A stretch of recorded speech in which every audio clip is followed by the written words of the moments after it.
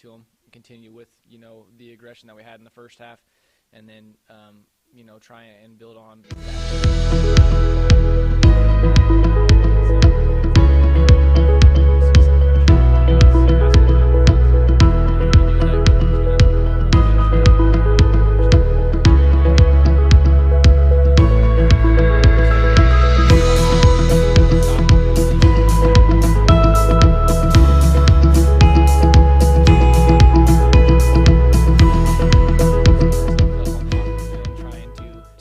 frantically.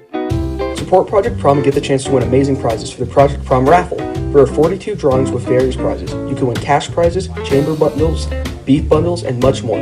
One ticket is $10 and 6 tickets is $50. To get a ticket, contact a senior. The drawing will be on December 17th, 2024, and you don't have to be present to win. Buy a ticket today from any SCHS senior and help create an unforgettable Project Prom.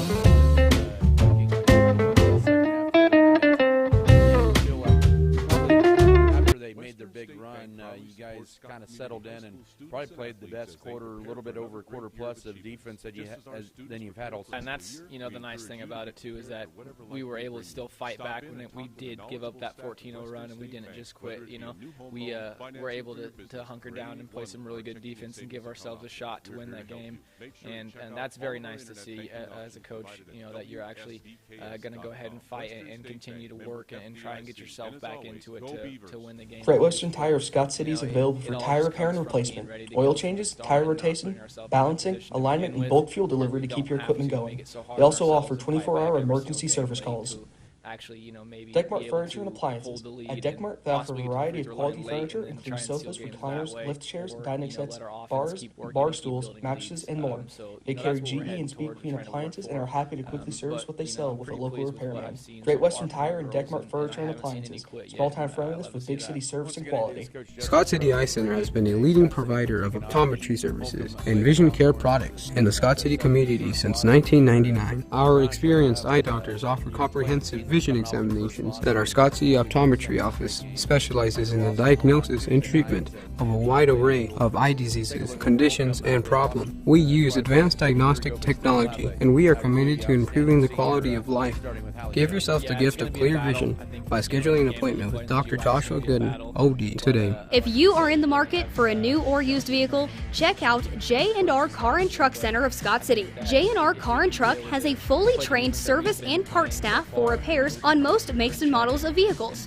Locally owned and operated, J&R Car and Truck Center provides new and used vehicles. Stop on in and check out jrcarandtruck.com for your next vehicle. J&R Car and Truck Center, your Chevrolet and GMC dealership in Scott City. The world needs more farmers. People who know the land. People who support rural communities. People who are as diverse as each acre they care for. But unless you've been born and raised on a family farm, it's nearly impossible to become a farmer. That's why we are building a team of people from our hometown and across the world to do what they love. We are not just a family farm. We are a multi-family farm. We are Volgamore Family Farms. Go with the proven winner. I'm Michael Trout from State Farm in Scott City. When it comes to auto insurance, we score big with our policyholders. We score on competitive rates, on customer service, and on satisfaction and speedy claim handling. Let us quote your autos today and make you a part of the Trout State Farm team. Call or stop by Michael Trout State Farm and you can be assured of our personal best. Go with the winner, Michael Trout State Farm, Scott City. Let's go 2 minutes for now, please. At 2 minutes Axis for Seed now. Red Barn, we're committed to dialing in the data for your farming success. Our corn hybrids offer exceptional drought tolerance and impressive ear flex, ensuring a profitable harvest. Proudly local, yet backed by a national brand, we deliver top-tier seeds with a personal touch. And as always, we're here to support our community, cheering on the Beavers. Axis Seed, where data meets dedication.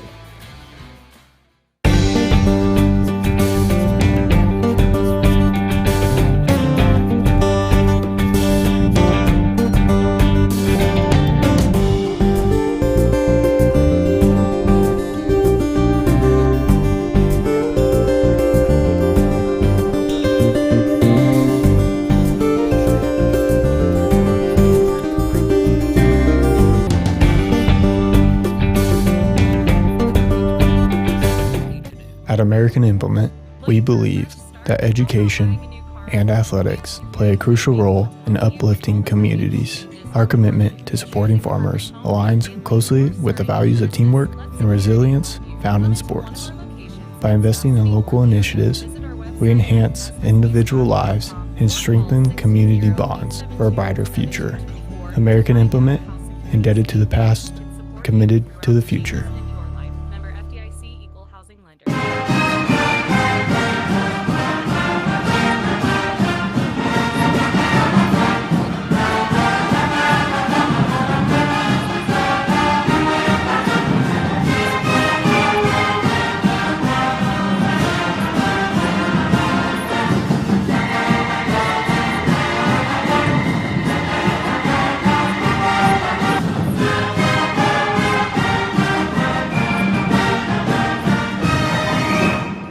We believe investing in our community is how we make a lasting impact. It's about more than just providing wireless services. We believe in rolling up our sleeves and working side by side with local organizations. Whether you're sharing cherished moments, staying updated on trends, or exploring your surroundings, and we welcome you back here. We're there to keep Holcomb you connected. Here for Beaver basketball Next tonight. Tech Wireless. Once again on 99.9 The Rock are instead of Kansas. KSKO, but tonight it is Scott City and the Holcomb Longhorns set to do battle on the girls' side here. This series, Holcomb has kind of dominated over the last few years. They've won 7 in the last 8 games. They do lead the all-time series over the Lady Beavers of Scott City, 36-27. Swept them for a third straight year last year, winning here by 1 point. It was kind of a thriller of a finish, 59-58. And then Holcomb got hot in the second half last year against Scott City after it was a tight game in the first half. It was a 10-point game, and then ended up being up by in the second half before the 55-29 victory over the Lady Beavers last year. In the second meeting, in that game, Hallie Jones had 24 for Holcomb. Scott City was led by Kendall Gentry, who had 9. And in fact, she led Scott City against Holcomb in both games. Last year, Kendall had a career high in this building against Holcomb. Let's see if she can get that eclipsed here tonight, right before the Christmas break here. But taking a look at this game here tonight with these two programs, Scott City averaging at around 50 points a game, Holcomb at 53.4. Lady Beavers, of course, hit the 41-point mark, fell 43-41 on Tuesday night at home to the Goodland Cowgirls, led 24-14 at the break, and then saw Goodland go on a 12-0 run to begin the third quarter. The Lady Beavers tied it up at 26, but then Holcomb kind of took over and really never looked back there. And Scott City had their chances to get closer at the end, but couldn't quite get over the hump and fell 43-41. Holcomb against Colby, it was a game where the Lady Eagles dumped that juncture, so should be interesting to see how things go here tonight. Let's get to your starting lineups. They're presented here by Security State Bank in Scott City and Leota. Of course, free bill pay and online banking, safe, secure, and easy to use. And they're going to get through the starters. Let's go through for Scott City. They're coached by Justin Froh in his first season, assisted by Tricia Good, Matt Fox. It'll be the 5'5 senior Kendall Gentry, who averages around 4.8 points a game and 2.2 rebounds a contest. Mackenzie Metzger, the 5'6 senior. Metzger averages right around 6.4 points and 3.6. She was scoreless on Tuesday night against the Cowgirls. Carissa Irvin, a 5'5 junior at 6.4 points. She leads the team in assists at 2.5 per game. Avery Lewis is a 5'9 senior who averages 5.4 points and 2.4 boards a game. And Megan Trout, a 5'10 senior, leads the team in points and boards at 10 points and 4.8 rebounds a game. Kendall Gentry, Mackenzie Metzger, Carissa Irvin, Avery Lewis, and Megan Trout. For Holcomb, they're coached by Andrea Artery. She's in her, I believe it's her 6th season here already. And she is assisted by Marcy Van John, Brandon Hill. Sammy Magana, she is a 5'4 junior at 5.4 points and nearly 1 assist per game. Jaylee Wickward's a 5'8 junior, averages 8.6 points and 5 rebounds a game. Bella Gallier, who leads the team in scoring, she's coming off a 17-point performance against Colby on Tuesday night. She is a 5'4" junior at 14.2 points, also has 4.4 boards a game. Hallie Jones, the 5'7" senior, she was the GWAC Volleyball Player of the Year, averages 11.4 points and 7.8 rebounds a game. And Malia Ruda, she is a 5'7" junior, 4.2 points. She leads the team in assists, or rebounds, at 8.4. Sammy Magana, Jaylee Wickwar, Bella Gallier, Hallie Jones, and Malia Ruda,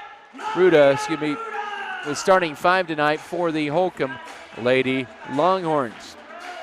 As those are your starting lineups, once again, they're presented by Security State Bank. Let's go forward to our keys of the games presented by State Farm agent Michael Trout. Go over a proven winner when it comes to insurance. They score big with their policyholders. Actually, we're going to take a 90-second break. We'll have your keys of the game and the opening tip. Back in 90 seconds, this is Beaver basketball. Not even the weatherman knows for sure what tomorrow will bring. There's no rain in your future. A drought can and will happen. The long grass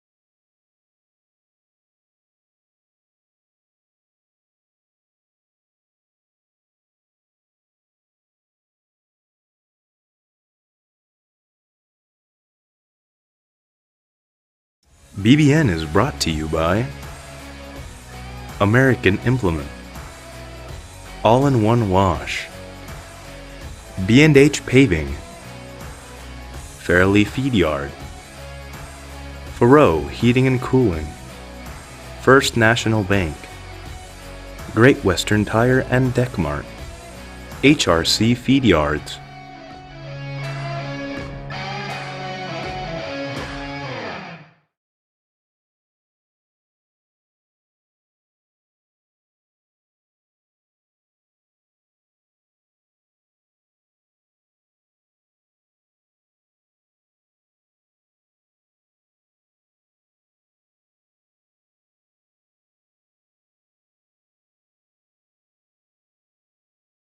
And the second is rebounding. Holcomb is pretty good at rebounding, and they're going to need to fight hard underneath the basket to grab the boards. Those are your keys to the game, presented by State Farm agent Michael Trout. Scott City tonight, they are wearing the road navy blue uniforms with the lighter blue numbers and letters in the white trim. Holcomb in their home white tops with the orange numbers and letters in the black trim. It's Megan Trout, Malia Ruda tipping, and it's going to be won by Holcomb. And league game number 2 officially underway as Scott City opens up man-to-man defense. Ball fake by Magana up top. It's to Ruda. Ruda does not shoot the 3, but still don't want to leave her too far wide open. Wickwar with it, drives around Metzger, 20 to shoot. Shot stuffed that time as it'll go out of bounds, and Wickwar hit the deck hard.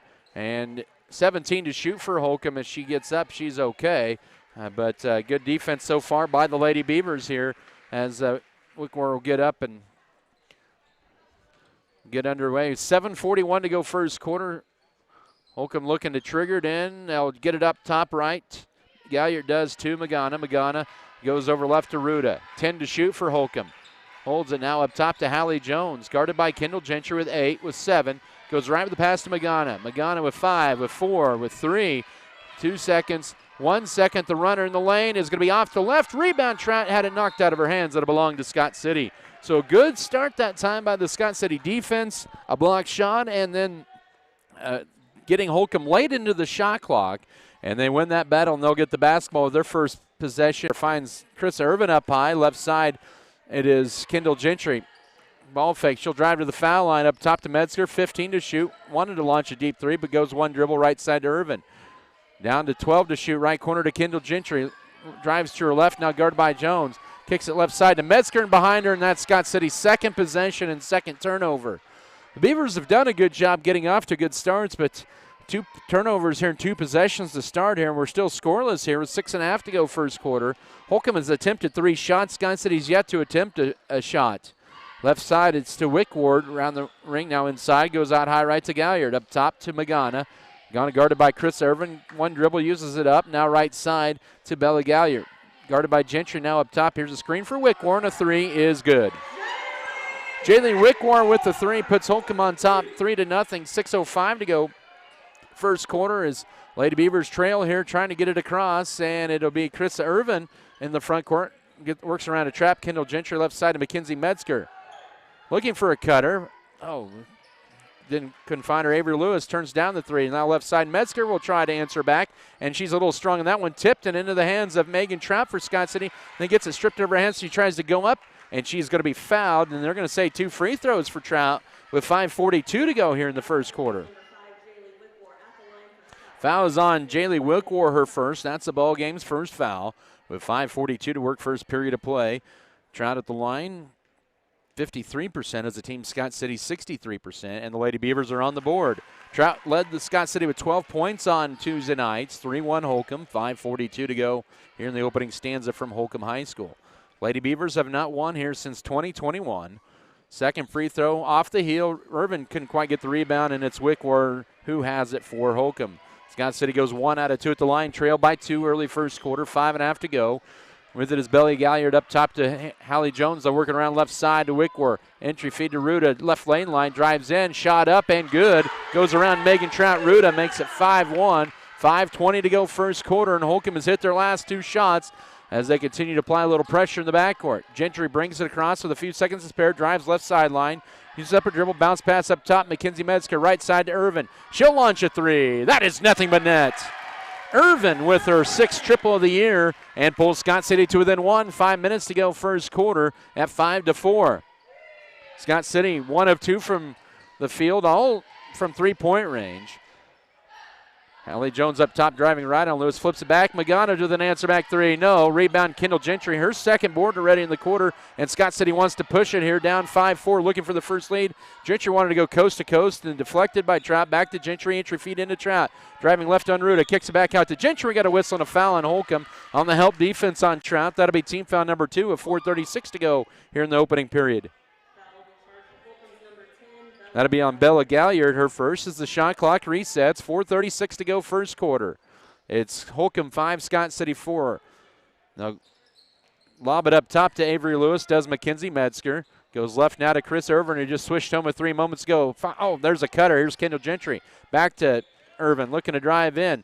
Flips it right side to Avery Lewis, open for a right wing 3. That is short. Rebound, Irvin has it. Another chance for Scott City. Kendall Gentry pulls up from 17, a little strong. Lewis trying to get the rebound, and it's into the hands of Hallie Jones for Holcomb. Good couple looks that time for Scott City, but they couldn't connect on either one here as we're down to 4:10 to go first quarter. 5-4 Holcomb with the lead in the basketball.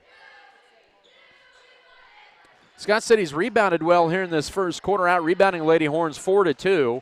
But trailed by 1 on the board, 5-4, and then wide open. Here's another Galliard 3, and she has 2 of them. Somebody didn't account for her. She has 2 threes and 6 of Holcomb's 8 points. They lead at 8-4, 3:50 to go here in the first period of play. Irvin with it. Now Metzger, still in the backcourt. Now the pass to the front court. To Irvin, now up top. Here's Metzger. 1 dribble, fires an answer back 3. That one clanks off, and the rebound loose right to Avery Lewis. She'll drive in strong, and she'll draw the contact on Galliard, and that's her 2nd foul. And a nice strong move that time by Lewis, leaning in, drawing the foul. That's Holcomb's 3rd foul of the period. Avery Lewis to line to shoot 2. She is 9 of 11 on the year at the line. Scott City 1 of 2 here in this first quarter, and make it 1 of 3 as that one clanks off. Substitutions in for both teams. We have Delilah Galliard. She's a 5'6 freshman. Piper Fox will check in. She's a 5'11 junior. Kaylee Felker's waiting for Avery to hit this 2nd free throw. With 3:33 to go first quarter, and she does. And she's on the board, 8-5. Now your score. Felker, 5'6 junior. Talked to her before the game. Her squad got 2nd place in the school's talent show this morning. So she took home a little bit of a cash prize, I guess. So good for her. She was a swimmer, that's what she told me.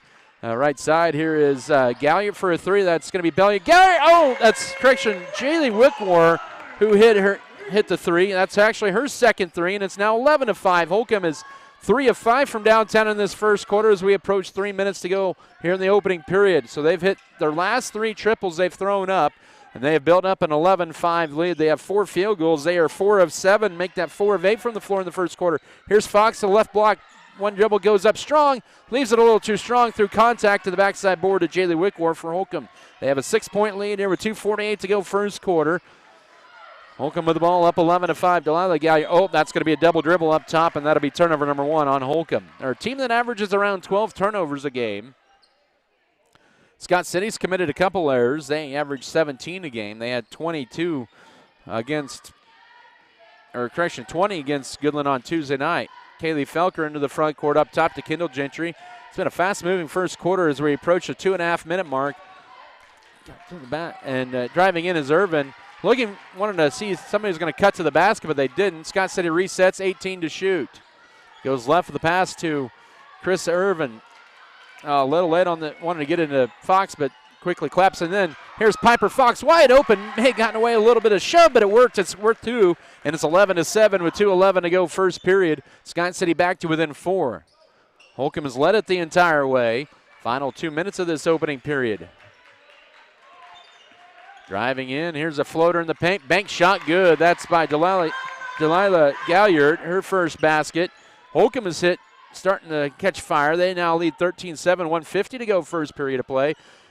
Now here's Kaylee Felker, finds Trout, power dribble, goes to right, tough shot, can't get the bounce, got her own rebound. A lot of contact, looked like she was pushed, they let it go, and Magana ends up with the board for Holcomb. They lead it by 6.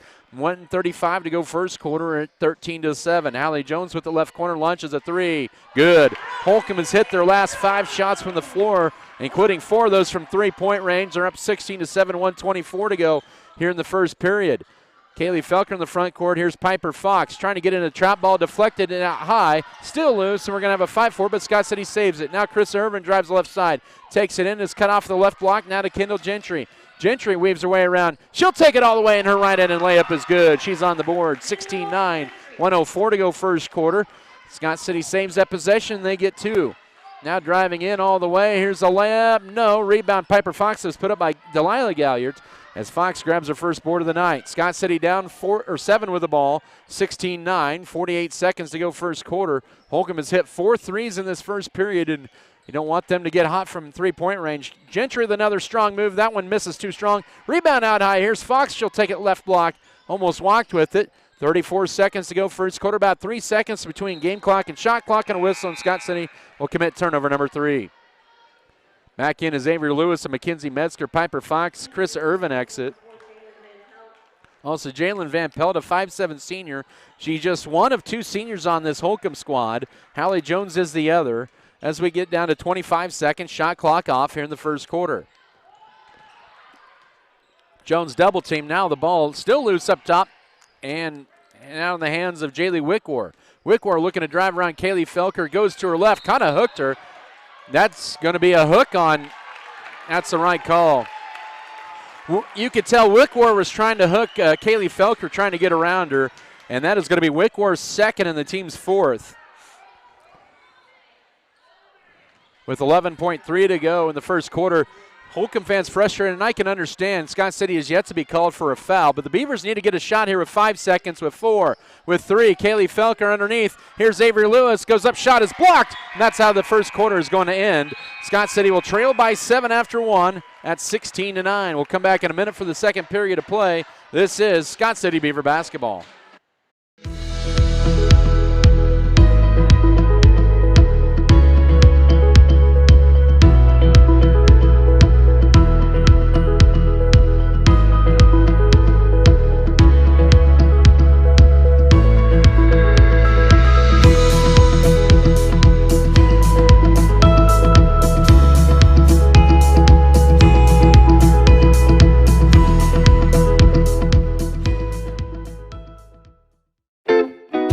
Support Project Prom and get the chance to win amazing prizes for the Project Prom raffle. There are 42 drawings with various prizes. You can win cash prizes, chamber bundles, beef bundles, and much more.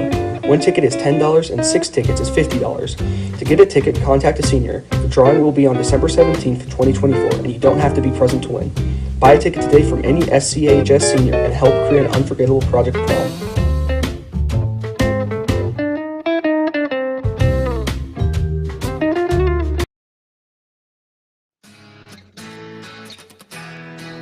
Holcomb shooting 55% from the field, including 4 of 6 on threes here in the first quarter. Scott City was 3 of 11 for 27%. They had 2-point baskets and 1 3. They trail it by 7 going in the second quarter. It's their ball at 16-7.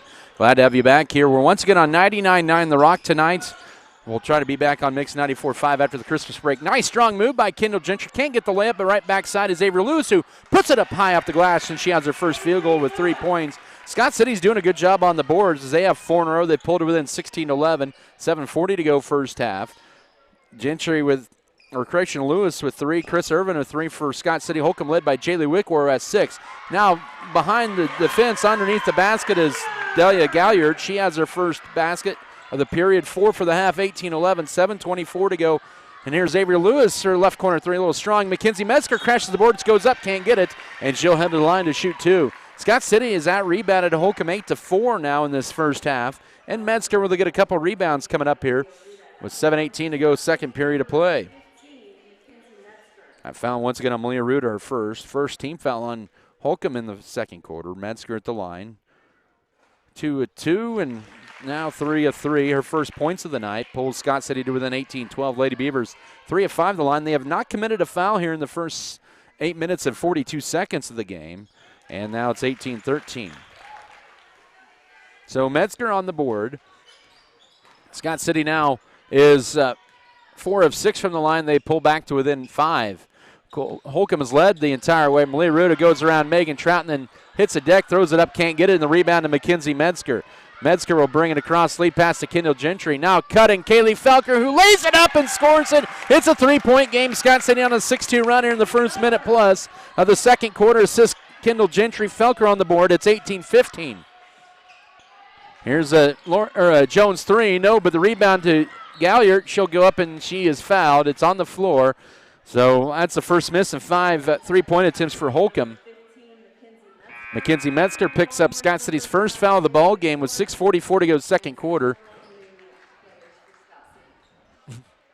For Scott City, it looks like we got Avery Lewis, Piper Fox, Katie Weathers in for the first time.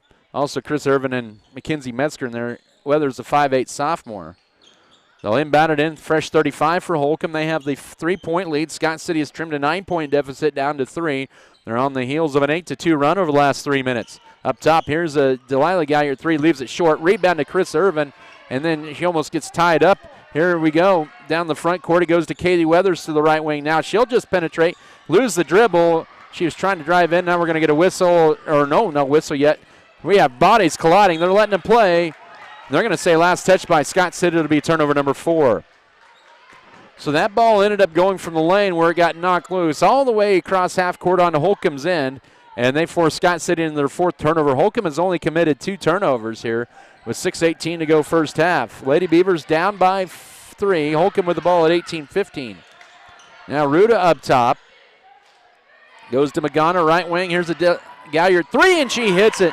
Delilah Galliard with the 7th point of the half and doubles the Holcomb lead, 21-15. That's her 5th 3 of the half. We're 2 minutes into the second quarter. Katie Weathers with it, goes up top to Mackenzie Metzger. Thought about taking the 3, doesn't. Bullet pass to Avery Lewis, that'll work instead. Lewis with 5, and Justin Froh wants time. It's a 30-second timeout with 5:47 to go here in the first half. Good ball movement again by Scott City as they pull to within 4. Basketball tonight presented by Winterland Farms, Wilkins Physical Therapy, White's Food Liner, Wheatland Electric, Western State Bank, Western Kansas Insurance Service, Vogelmore Family Farms, Turner Sheet Metal, Trophy Wine and Spirits, the Solovie Foundation, Stevens Veterinary Services, State Farm Insurance. Bank proudly supports Scott Community High School students and athletes as they prepare for another great year of achievements. Just as our students prepare for another successful year, we encourage you to be prepared for whatever life may bring you. Stop in and talk with the knowledgeable staff at Western State Bank. Whether it be a new new home loan, financing for your business, or any one of our checking and savings account options. We're here to help you. Make sure to check out all of our internet banking options provided at WSBKS.com. Western State Bank, member FDIC. And as always, go be shooters. The guards up around the perimeter free for those open threes. And Scott City need to work their way to get around those here next trip down on defense. Otherwise, they've played some pretty good defense. 5:47 to go in the opening half. 21-17, Scott City trails Holcomb. Lady Beavers stay man-to-man as Blanca Beyer, a 5'3" freshman, into the game for the first time. And now Holcomb will throw the ball away. That'll be turnover number 3 on the Lady Longhorns.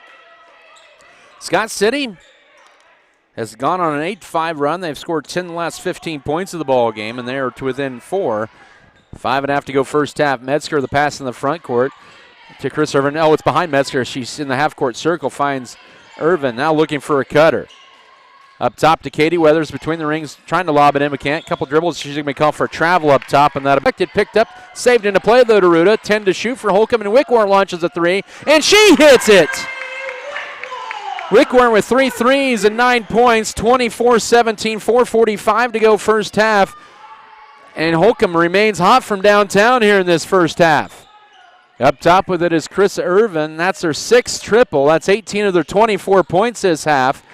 Chris Irvin looking in, 20 to shoot. Mackenzie Metzger needs a ball movement. Fox may have gotten away the push. She'll go up, and then she'll get tied up, and that's going to be a turnover. That happens when you bring the ball down and you're trying to go up, and a good rotating defense by Holcomb forces Scott City into their 6th turnover. As Peyton Gentry and Kendall Gentry return to the Scott City lineup. Peyton Gentry's been in there for the first time tonight. And Kaylee Felker also re-enters for Scott City. 4:20 to go second quarter. 24-17 Holcomb with the lead in the ball. They have led this first half by as many as 9. With it here is Galliard. She has 7. She's been big for Holcomb in this first half, including a 3. But Jaylee Wickwar with 3 threes and 9 points. Holcomb has kept Bella Galliard on the bench with 2 fouls. They got a whistle, and that's a foul away from the ball. They're going to get that on Malia Ruda. That'll be her 2nd and the team's 2nd of the period, and the 4th Holcomb turnover. So that'll bring back in Bella Galliard and Sammy Magana. As that'll be Wickwar and also Blanca Beyer. But Holcomb will keep Ruda out there with 2 fouls. Holcomb's starting lineup back out there. Kaylee Felker holds it overhead up top. Here's Xavier Lewis. Wanted to pull the 3, but Holcomb quickly guards her. Now Gentry, Kendall with it, goes to her left. Now needs help, finds it up top to Kaylee Felker with 3:45 to go. Now Piper Fox trying to drive in, loses it. Trying to throw it in, and it's stolen away. Scott City with back-to-back turnovers here. 3:35 to go second quarter. Lady Beavers down 7. Stripped by Gentry, but they're going to call a foul as Galliard was going up for the layup, and she'll have 2 free throws. Those will be the Holcomb's first 2 free throws of the half, and Kendall Gentry called for the foul, her first. With the hack, 2 free throws coming up here for Galliard. As I mentioned, 63% on the year as a team. Holcomb 60, and that one a little strong. So it remains a 7-point game, 3:33 to go second quarter. 24-17 Holcomb leads it. They've led by as many as 9. Scott City hasn't been able to tie it. They've been able to get to within 1 early on. That second free throw also crawls off, and Piper Fox wrestles away the board for Scott City. Gentry will bring it across right to left as we see it. Felker with it, now up top to Gentry. That's Kendall Gentry. Surveys, 24 to shoot, goes right side to Peyton. Peyton looking for a cutter. Off a screen, here's Xavier Lewis driving right lane line, splits the defenders, lays it up through contact, no foul called, and the rebound goes to Holcomb. Here they come bringing it across with a 7-point lead in the layup, and that's going to be a push on Kaylee Felker. That'll be her first, Scott City's 3rd team foul of the quarter with 3:07 to go second period. That'll be Sammy Magana.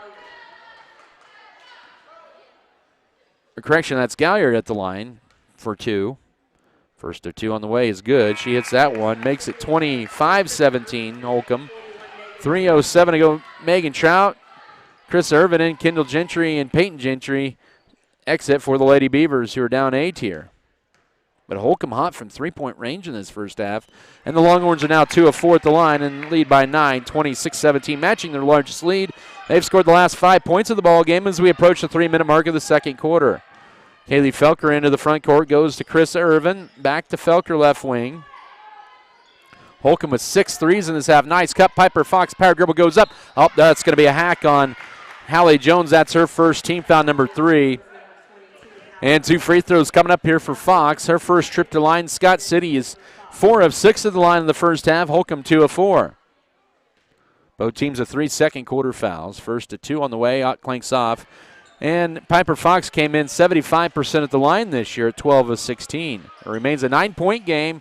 2:52 to go second quarter. Fox will hit 1 out of 2. She has 3, and it's 26-18.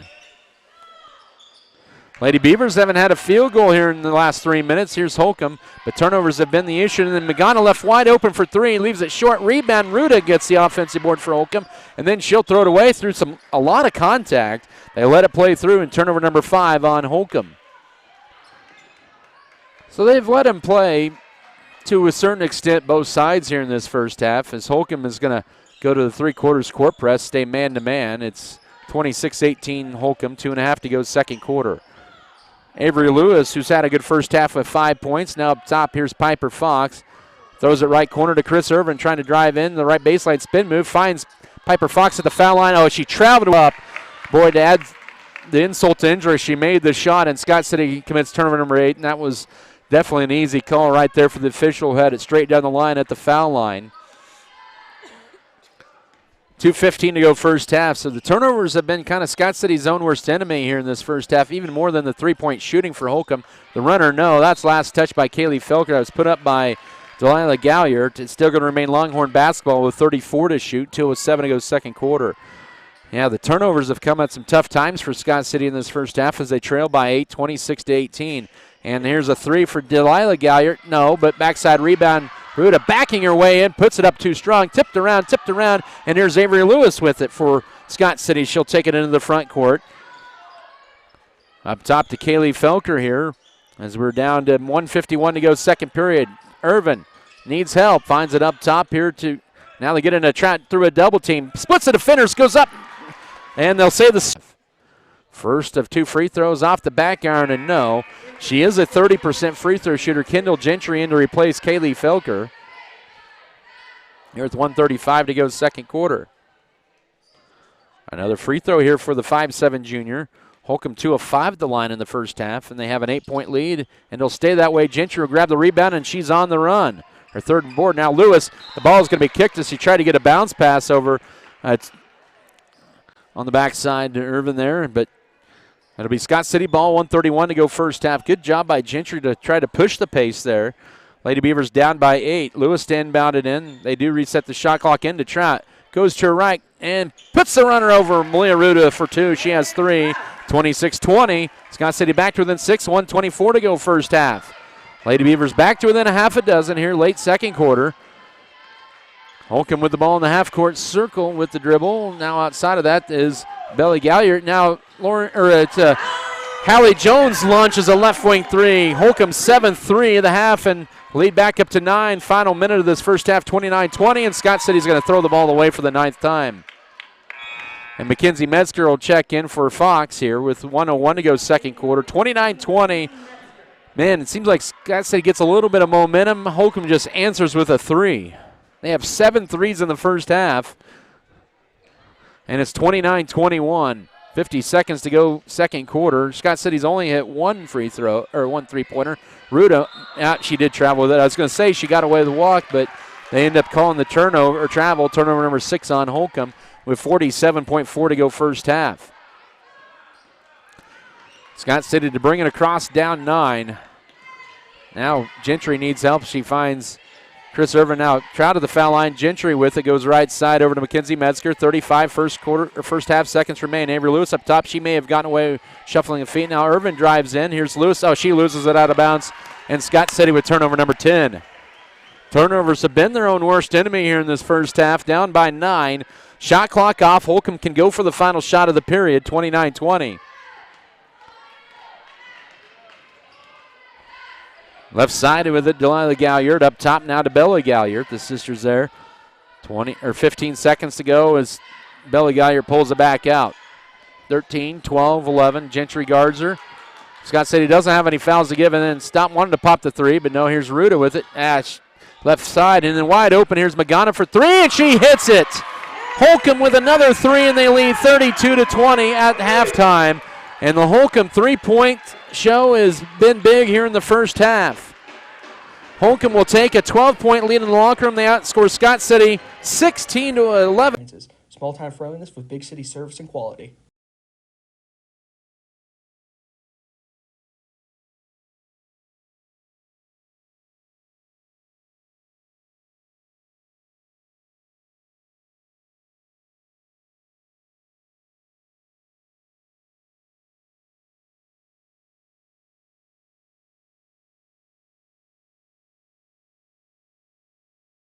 Scott City Eye Center has been a leading provider of optometry services and vision care products in the Scott City community since 1999. Our experienced eye doctors offer comprehensive vision examinations that our Scott City Optometry Office specializes in the diagnosis and treatment of a wide array of eye diseases, conditions, and problems. We use advanced diagnostic technology, and we are committed to improving the quality of life. Give yourself the gift of clear vision by scheduling an appointment with Dr. Joshua Gooden, OD, today. If you are in the market for a new or used vehicle, check out J&R Car and Truck Center of Scott City. J&R Car and Truck has a fully trained service and parts staff for repairs on most makes and models of vehicles. Locally owned and operated, J&R Car and Truck Center provides new and used vehicles. Stop on in and check out jrcarandtruck.com for your next vehicle. J&R Car and Truck Center, your Chevrolet and GMC dealership in Scott City. The world needs more farmers. People who know the land. People who support rural communities. People who are as diverse as each acre they care for.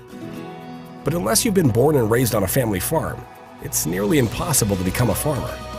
That's why we are building a team of people from our hometown and across the world to do what they love. We are not just a family farm. We are a multi-family farm. We are Volgamore Family Farms. Go with the proven winner. I'm Michael Trout from State Farm in Scott City. When it comes to auto insurance, we score big with our policyholders. We score on competitive rates, on customer service, and on satisfaction and speedy claim handling.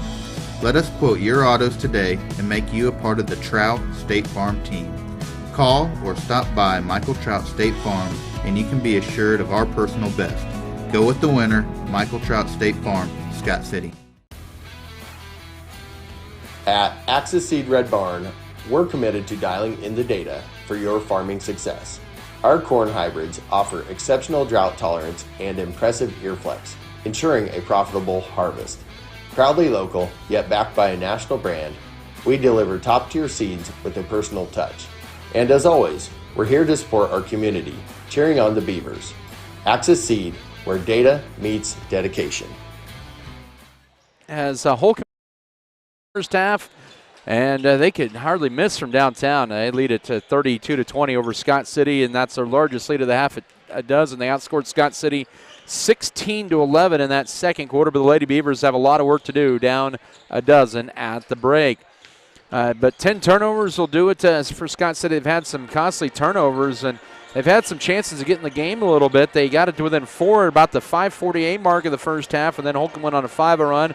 Then Scott City got it to within 26-20 late in the second quarter, and then Holcomb hit a couple of threes to close out the first half. But 10 turnovers plagued Scott City more than anything else here. They did a good job rebounding against Holcomb, getting the boards, but only have 20 points to show for it here at the break. First half scoring for Scott City, 5 in the first half for Avery Lewis, 3 for Megan Trout, 3 for Piper Fox and Chris Irvin.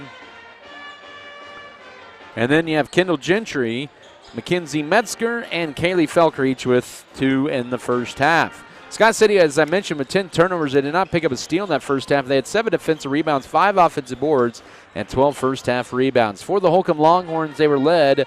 They had 9 from Jaylee Wickwar on 3 threes, 7 for Delilah Galliard off the bench. She's a freshman.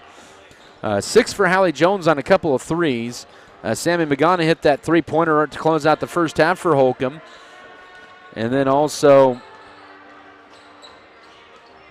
in the first half, 2 for Malia Ruda, and that's the scoring for Holcomb. Belia Gallery had the 5. Holcomb had 6 fouls. They had 7 fouls, 6 turnovers. They did have 2 steals, and they had 9 rebounds in the first half. Scott City trailing here at the break, 32-20. We'll come back in another 3 minutes for some more first half stats. This is Scott City Beaver basketball.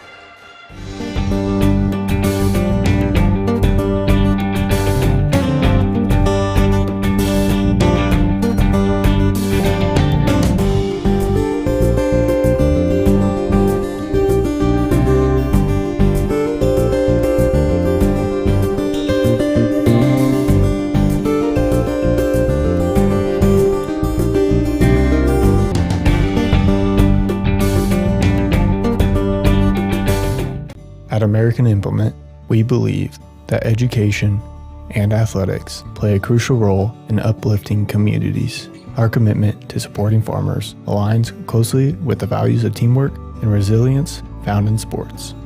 By investing in local initiatives, we enhance individual lives and strengthen community bonds for a brighter future. American Implement, indebted to the past, committed to the future.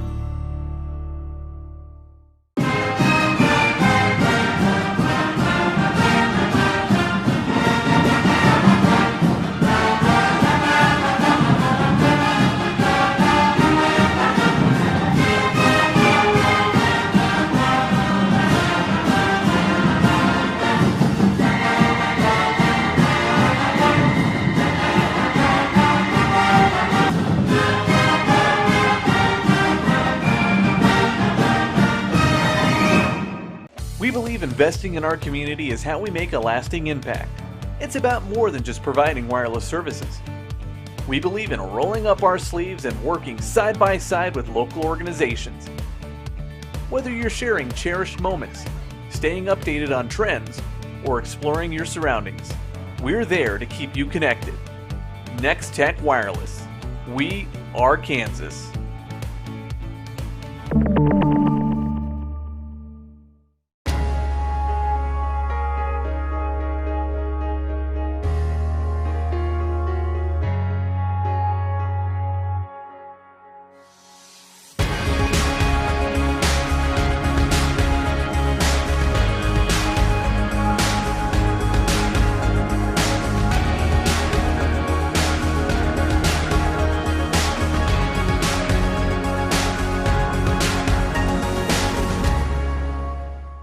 BBN is brought to you by American Implement, All-in-One Wash, B&H Paving, Fairleigh Feed Yard, Faroe Heating and Cooling, First National Bank, Great Western Tire and Deck Mart, HRC Feed Yards.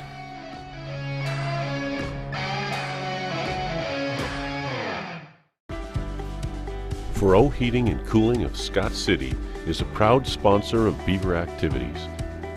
Brent and Angie take pride in helping our activities and support our students 100%. They can also help you with any heating and cooling needs that you have. Give Faroe Heating and Cooling a call at 620-872-3508 and see if they can help you with your needs today. They were 1 of 5 on 3, 6 of 15 on 2-point baskets. They were really, at times, did a pretty good job running their offense and executing that and getting the easy layups. And they were 5 of 8 from the free throw line. For Holcomb, they were 50% in the first half at 11 of 22, but they were 8 of 11 on threes. They missed their first 2, then they went on a big run and missed just a couple in the second quarter and went 8 of 11 from 3. They were 3 of 11 on 2s. And they were just 2 of 6 from the foul line. So 24 of their 32 points have come from behind the three-point arc. But Scott City will need to cool them down here in this second half. Scott City down by a dozen. I believe it'll be their ball to begin the third quarter at 32-20. Scott City no foul trouble. Holcomb had Jaylee Wickwar, Bella Galliard, and Malia Ruda each with 2 fouls. It'll be a 17-day layoff for Scott City. They will be at Cimarron on the 7th of January in the year 2025. Hopefully not 25-25. I'm not going to be around then. But Holcomb, they will be on the road as well. They're going to have a big matchup against Goodland on the 7th of January, right out of the Christmas break in 17 days from now. Kendall Gentry, Krista Irvin, Mackenzie Metzger, Avery Lewis, and Megan Trout to begin the third quarter for Scott City. Holcomb with Belly Galliard, Jaylee Wickwar, Sammy Magana, Hallie Jones, and Malia Ruda. Here's Avery Lewis, right corner to Chris Irvin. Drives the right baseline, one dribble and cut off. And now to Avery Lewis up top. Working around the perimeter left side to Kendall Gentry, 20 to shoot. Screen up top, here's Chris Irvin. Hallie Jones will guard her right side. Now Metzger will just take it, cut off on the right baseline to Kendall Gentry with 10 to shoot. Up top, here's Lewis. Holds it, goes left to Chris Irvin with 6, with 5. Irvin give and go, trying to get it to Lewis, but Holcomb gets her hands in the passing lane, and Scott City with the 11th turnover. First minute of the second half, Holcomb with the ball at a 12-point lead, right corner. Galliard underneath, here's Ruda high up the glass, somehow gets it to drop in for a 4th point, and Holcomb on an 8-0 run. They lead at 34-20, 7:13 to go, third period. Bounce pass, here's Avery Lewis holds it. Back up top to Kendall Gentry into Megan Trout. Pass and back-to-back Scott City turnovers. And now here's Hallie Jones, and she's going to nail a 3. They're 9-3, 37-20, and 4 new subs in for Scott City here with 6:50 to go, third period. Bounce pass, here's Mackenzie Metzger. Metzger holds it up top to Gentry, works it around to Krista Irvin. Up top to Gentry, goes right side to Metzger. She'll launch a deep 3, and that'll be off the heel. Rebound fought for, and maybe last touch by Megan Trout. And it'll belong to Holcomb. Katie Weathers, Peyton Gentry, Kaylee Felker, and Piper Fox in. And Kendall Gentry, Avery Lewis, Mackenzie Metzger, and Megan Trout out for Scott City. The only starter remaining in there is Krista Irvin. It's a 5-0 run for Holcomb in the third quarter. They continue their hot shooting north of 50%. Ruda stuffed by Weathers. Good defensive stop there. And Ruda did end up getting the offensive board. 13 to shoot. Up top with it here is Bella Galliard. Now here's a deep 3. Good. Sammy Magana, her second 3, and Holcomb is continuing to torch the twine from downtown, 40-20. We're 2 minutes into this third period of play. Holcomb in a 2-3 look here. Right side, Peyton Gentry into Katie Weathers at the right elbow. One dribble, bounce pass left side to Irvin. She'll penetrate, cut off, needs help. Finds it out high to Kaylee Felker. Now Peyton Gentry back up top to Felker, 15 to shoot. Now Chris Irvin will try a 3. Almost banked it in a little strong, and the rebound goes to Bella Galliard, and Holcomb wants to race it across. Up 20 here in the third quarter. It was a good look for Irvin. Only attempted her second shot of the night. 5:30 to go, third quarter. And now a 3 launched again, and that one a little strong for Bella Galliard. And here's Katie Weathers racing it across for Scott City. In transition, Irvin gets hit, no foul call. They're going to say last touch by Holcomb. They'll say they knocked it out of bounds. It'll still stay with the Lady Beavers with 29 to shoot and 5:17 to go here in the third quarter. Holcomb with an 8-0 run in this third quarter and a 14-0 run in the ball game, and they have doubled up Scott City at 40-20. Delilah Galliard in. She'll replace Jaylee Wickwar. Peyton Gentry inbounds it in. Chris Irvin now trying to force it in to Fox. Now we're going to get a tie-up, and that'll be Scott City's 13th turnover. 3 turnovers, of 2 from the floor here in this third quarter. That's just kind of a tough recipe for Scott City to try to come back in this one. 5:10 to go, third quarter, down 20 to Holcomb. Holcomb comes in ranked, I believe, at number 9 in 3A last checked in the KBCA polls. They are 4-1 on the year. The loss came here to a very good Colby team on Tuesday night. Up top to Malia Ruda, bounce pass over left side. Coach Justin Froh will send the 4 seniors back in the next dead ball. Back up top to Magana with 10 to shoot, guarded by Katie Weathers. Scott City in the zone, they stay man-to-man, I beg your pardon, with 6 seconds of 5 up top. Hallie Jones guarded by Peyton Gentry, drives in, bounce pass, here's Ruda, and Scott City is going to force a shot clock violation, and a good round of applause from the Scott City crowd and Coach Justin Froh, as that'll be turnover number 7 on Holcomb. So Kendall Gentry, Mackenzie Metzger, Avery Lewis, Megan Trout in. Peyton Gentry is the only one that stays out there for Scott City. 4.5 to go, third quarter. Lady Beavers haven't scored in over 4 minutes. Kendall Gentry trying to end that, and she does. She turns around to her left and banks it on the left block, 40-22. 4:20 to go, third quarter. As Scott City breaks a 5-minute drought, and that's going to be a charge taken by Kendall Gentry on the other end. The foul called on Lila Galliard, that is her first, and team foul number 1 of the third quarter. First foul either side this third quarter. So, good job by Kendall Gentry getting the basket, racing down and onto the other end and taking the offensive foul. 4:14 to go third quarter. Lady Beavers down 18, looking for a little bit of momentum here. See if they can get a run here to close the third quarter in. Trout right block goes up, and she can't get it. Couldn't get her own rebound. It's tipped out high, and here's Holcomb on the run.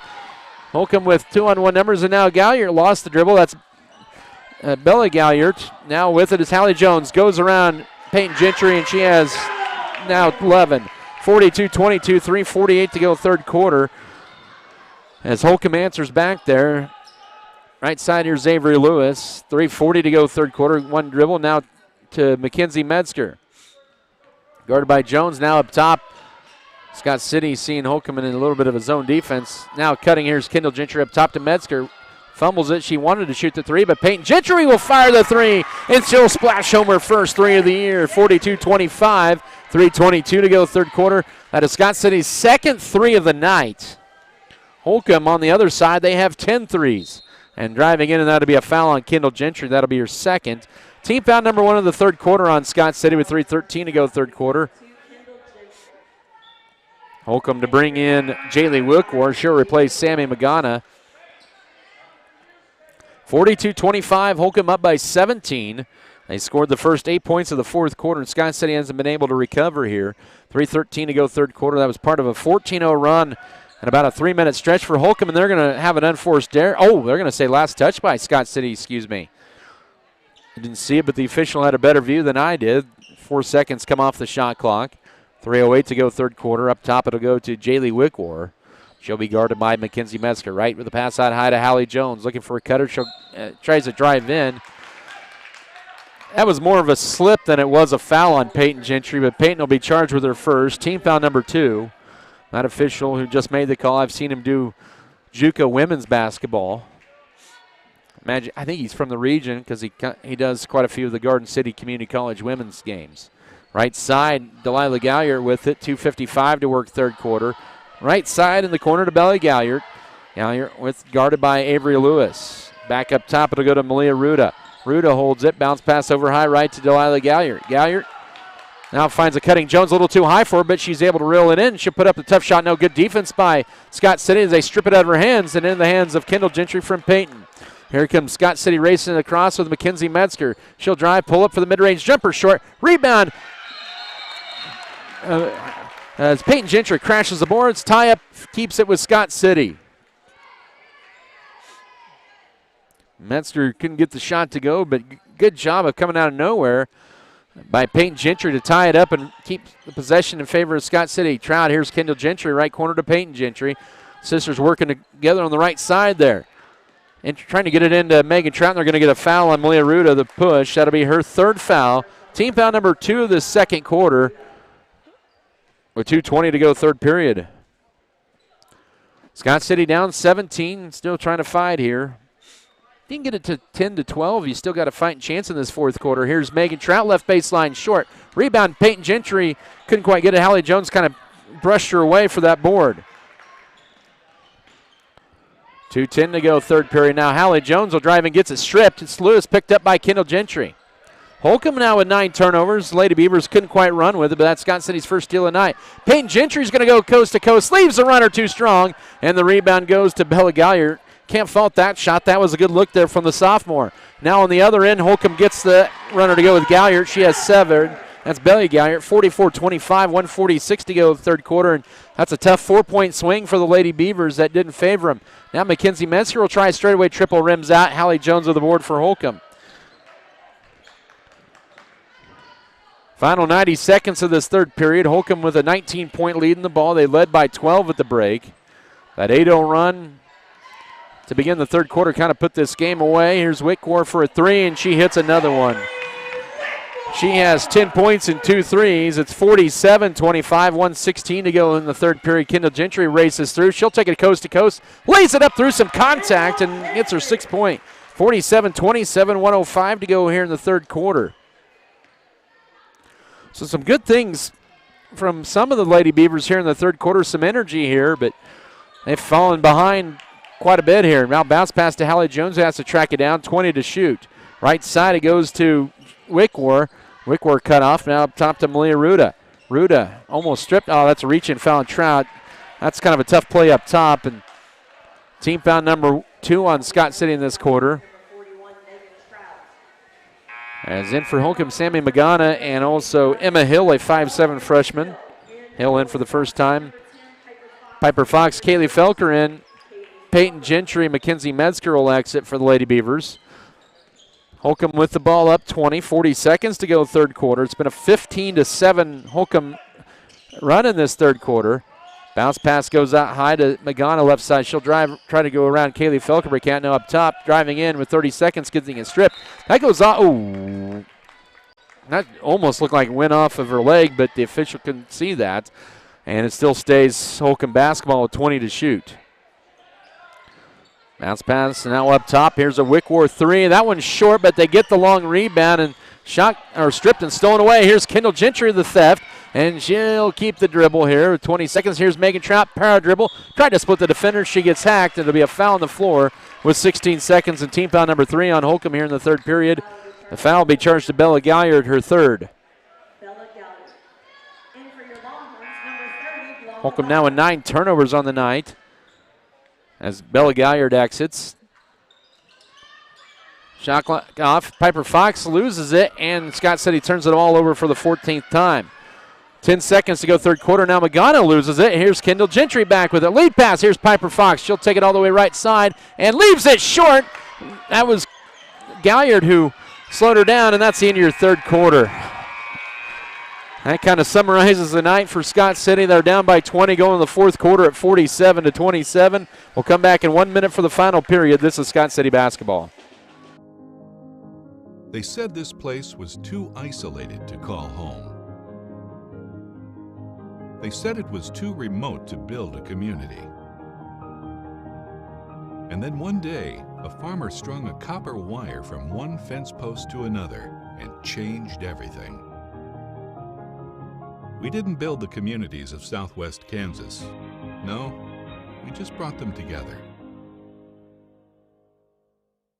BBN is brought to you by Shapland Real Estate, State Farm, Norder Supply Incorporated, Ag Management Services, Vogelmore Family Farms, White's Food Liner, Scott Community Foundation.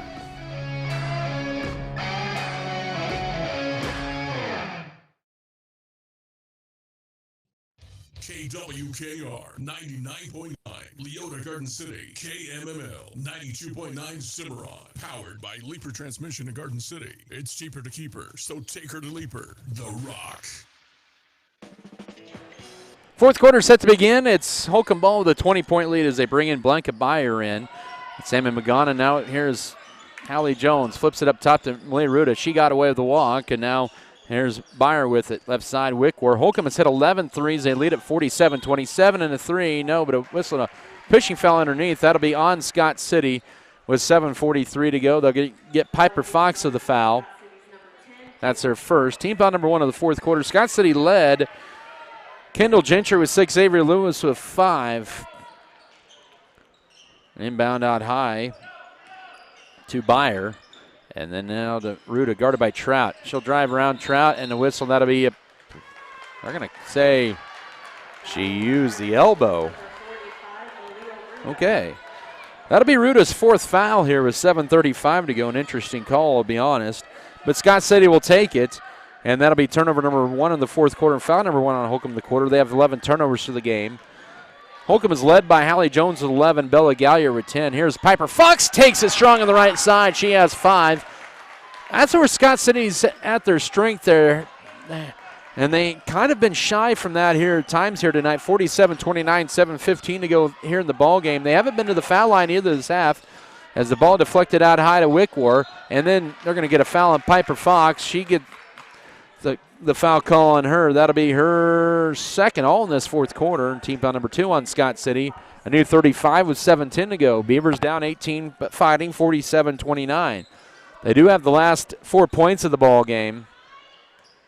Crossover dribble driving down the middle. Wickwar, and that'll be a whistle. Nordy, 3 fouls here in the first 57 seconds of the fourth quarter on Scott City and Bella Galliard. Wickwar head the line for 2. That'll be on Megan Trout, second. Wickwar, her first trip to the line, trying to become the third Lady Longhorn double figures, and she'll get that off the back iron and down. Her 10th point makes it 48-29, Holcomb 7:03 to go.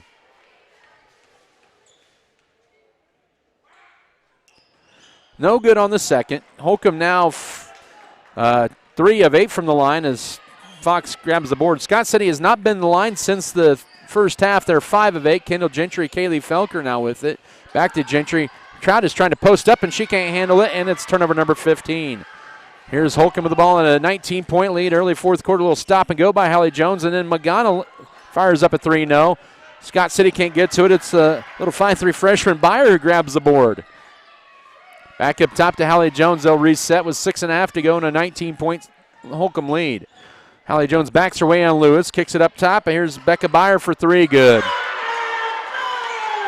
51-29, 6:19 to go. Byer's first varsity 3 of her career. Bounce pass to Kendall Gentry for an answer back 3. Short. Wrong rebound into the hands of Jaylee Wickwar. 51-29 as we approach 6 minutes to go. Now left corner, why not? Magana for 3, no.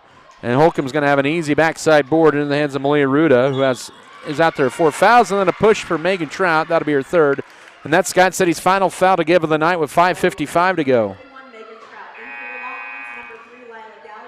Lila Galliard, Bella Galliard, and Emma Hill in for Holcomb. For Scott City, you have Mackenzie Metzger, Krista Irvin, and Peyton Gentry in. Out will be Megan Trout, Avery Lewis, and Kaylee Felker. 51-29, 5:50 remaining in this one. Holcomb, Emma Hill with it. Bounce pass to Malia Ruda. Over right side to Lila Galliard. Now up top, turning down the 3, and Kendall Gentry hacks Bella Galliard, and that'll be Gentry's 3rd foul. And already 5 team fouls on Scott City in their first 2:19 of this fourth quarter. Correction, that'd be on Piper Fox. That'll be her 3rd foul all in this fourth quarter. 5:41 to go. Galliard with 2 free throws coming up here. She is 2 of 4 at the line and make it 3 of 5. Okay, they did change that to Kendall Gentry. It's her 3rd, not on Piper Fox. Galliard with 11 and stays that way. Rebound, and that's going to be on Malia Ruda. She's going to be exiting the game as she fouls out with a push in the back on, I believe that was Krista Irvin. Ruda exits with 4 points. 5:39 to go in this one. As Jaylee Wickwar enters, 52-29. Holcomb with a 23-point lead. That's her largest of the night. I think the things that Scott City is going to need to work on out of the Christmas break is how they're passing the ball. Metzger will tee it up a right wing 3, and she buries it. That's her first field goal of the night and her 9th 3 of the year, 52-32. 5:18 to go. The biggest thing Scott City needs to work in is their passing game. They don't need to go for the straightaway pass, but then a 3 on the other end, no. For Hallie Jones and the rebound into Scott City. Lead pass to Peyton Gentry. Eventually she'll race it across. She'll take it right down Main Street. Bacon home for her 5th point. Ties a career high. 52-34. 5 minutes to go. And she's brought in a little energy off the bench tonight for Scott City in what has been a tough night for the Lady Beavers. And here's a 3 launched again. Emma Hill with her first varsity 3. 55-34. 4:45 to go. Timeout on the floor taken by Holcomb. We'll take a 1-minute break. This is Scott City basketball. At Red Barn Enterprises, we're bringing you BW Fusion products to help your crops stress less and yield more. Discover the benefits of Amino, Relax RX, Full Sun, and BioBoost, each designed to enhance plant health and maximize yield. Proudly supporting Scott County Athletics, Red Barn Enterprises is your partner for a more resilient and productive future. Choose BW Fusion from Red Barn Enterprises today. The dedicated team at Norder Supply is passionate about assisting our customers in achieving maximum net return per acre. That is how we define our success. Through unparalleled agronomic advice and best-in-class customer service, you can depend on us to do what is best for your operation. Ask them today about their spot-on service and how it can fill your needs. Norder Supply. Plain talk, exceptional results.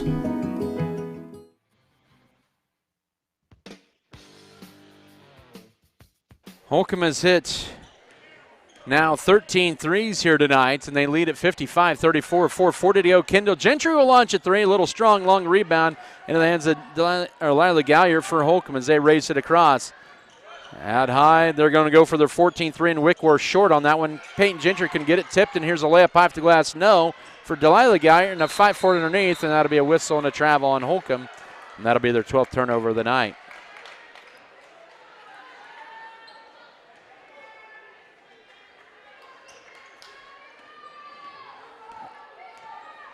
.55-34, 4:20 to go. With it is now Peyton Gentry gets it stripped. Mackenzie Metzger saves the possession and will tee up another three. That one bounces around and off. Rebound, Piper Fox wrestles it from her teammate, and she now has 7. And she has her 4th board, 55-36, halfway through this 4th quarter. And now on the other end, shot, no, rebound, whistle, and a tie-up. That'll be Scott City's ball, I believe, on the possession arrow, and it is. With 3:55 to go.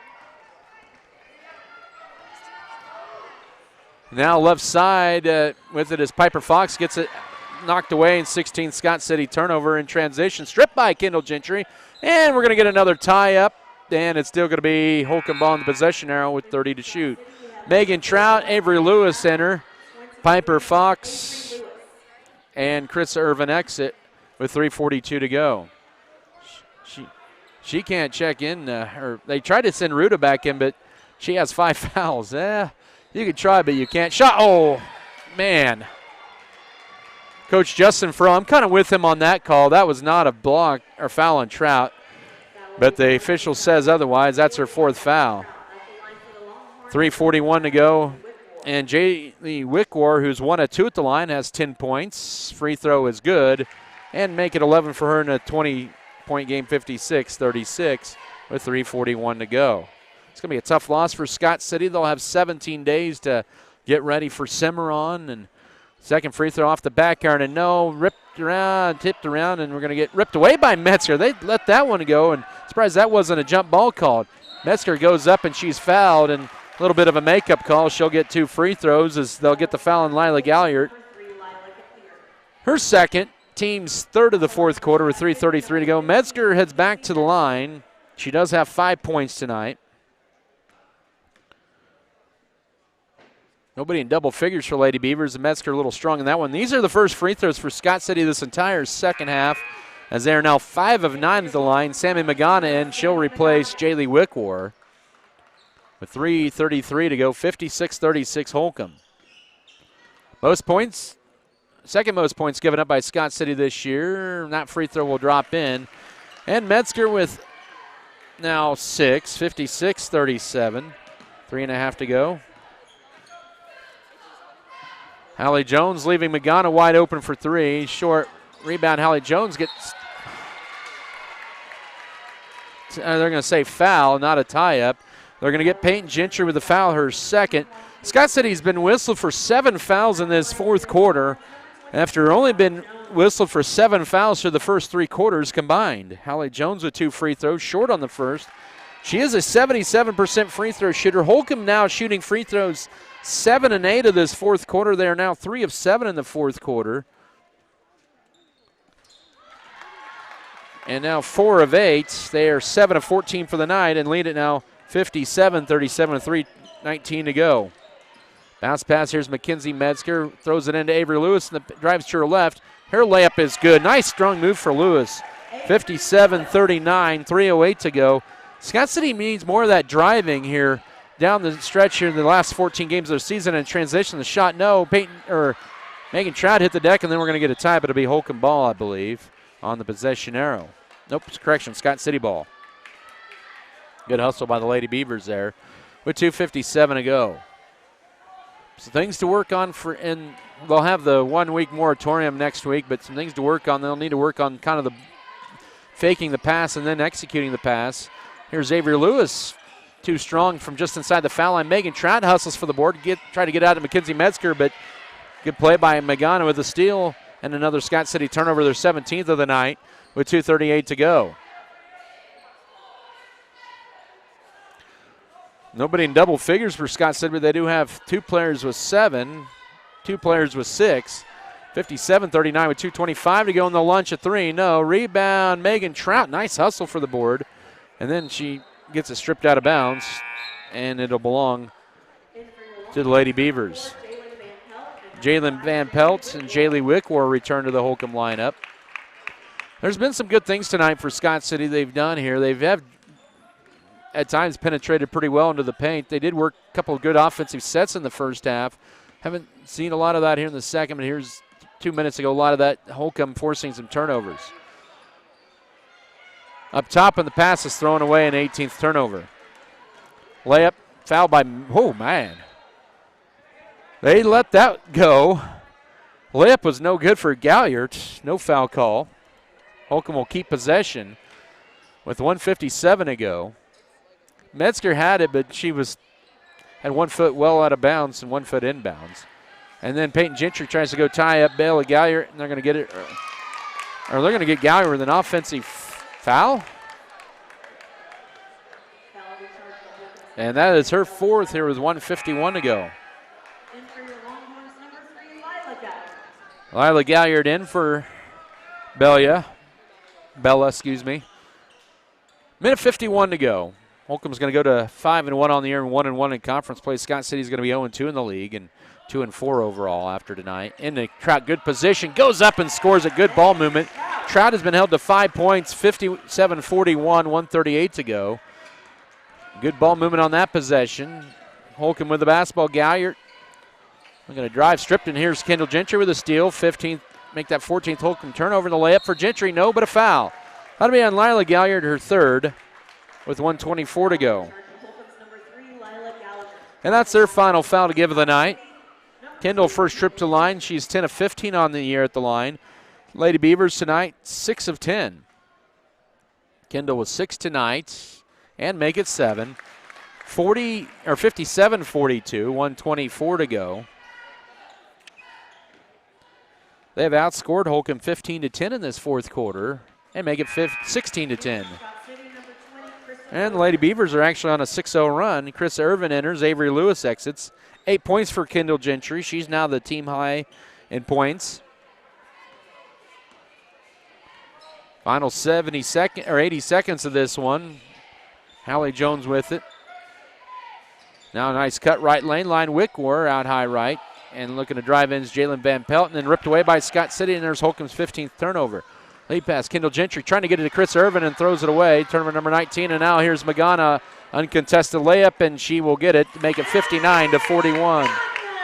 Sammy Magana with 8 on the night, 59-43 with 54 seconds to go. Kendall Gentry into Peyton. Gentry turnaround right side jumper, no. Couldn't quite get her own rebound, but it's Chris Irvin. Then the Peyton Gentry goes up, gets stuffed, and the rebound goes to Holcomb. Wickwar. And a whistle and a foul in the backcourt, and that'll be 2 free throws coming up. So Peyton Gentry there a couple of times trying to get her career high. And that'll be the foul 8th of the 4th quarter on Scott City. 2 free throws coming up. Jaylee Wickwar, where she is 2 of 4 tonight, has 11 points. 39.1 to go in this one. First is good. Season high of points allowed by Scott City, 60-43. As out is Lila Galliard. The freshman exits with 7 points. Free throw number 2 is good, makes it 61-43. 35 seconds remaining this one. Krista Irvin, right side, uses upper dribble, finds it up top. Now here's Peyton Gentry in the paint. She's fouled and can't get the shot. Sammy Magana fouls for the first time. Team foul number 6 in this 4th quarter. Scott City in the bonus. As Peyton will head to the line. She is 5 of 10 at the line this year, now looking for a new career high. She did have 5 a year ago in game, I think it was against Lamar. She's too strong on the first free throw. She'll get another one. Has 29 seconds to go. The shot clock is shut off. Peyton now with a new career high 6. That's her second free throw, 61-44. 28 seconds to go in this one. Scott City don't want to foul. Let Holcomb just run this clock out in the game here. With it up top, Bella Galliard goes left out high to Magana. Guarded by her. 12 seconds to go. Don't foul if you're Scott City.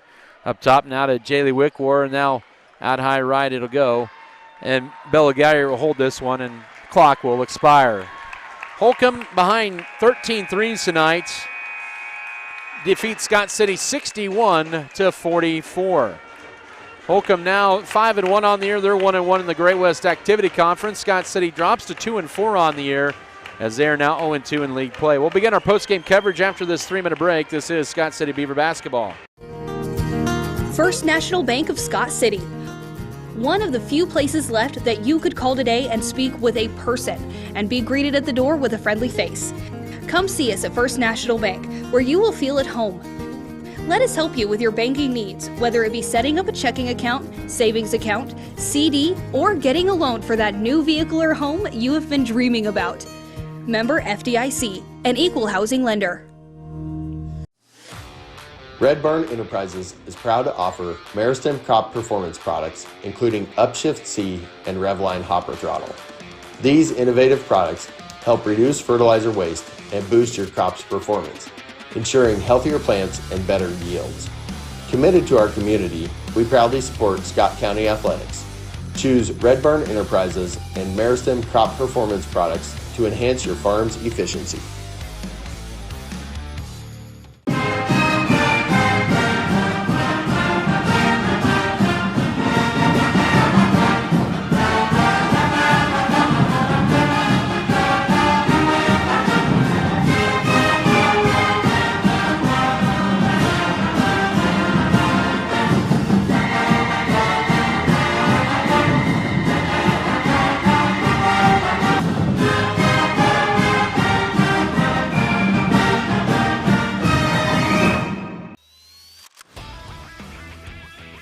At Red Barn Enterprises, we bring you the best products in agriculture through the Max Yield system, placing the right products on every field of your farm.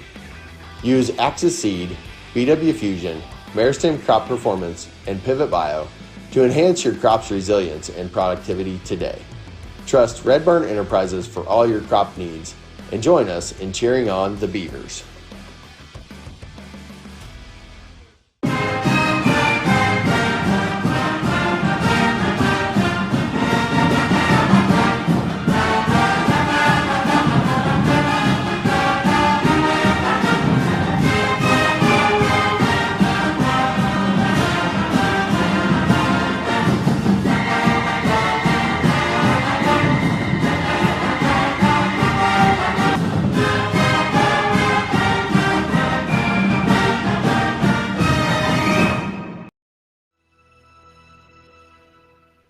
Life is all about your vision. That's what Dr. Johnson.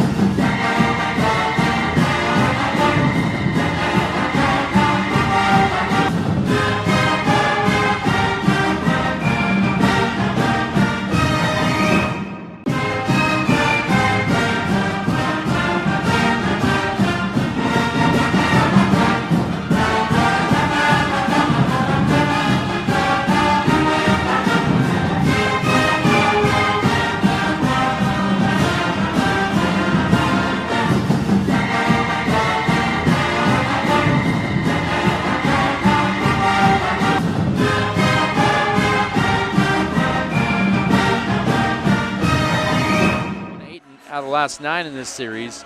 They lead the all-time series 37-27. This is pretty much all Holcomb the entire way. They went on that 14-0 run to close the second quarter, the final minute, and they scored the first 8 points of the first 2 minutes of the third quarter, and they were never able to look back. large in part they hit 13 threes tonight, and that was a huge part of their game.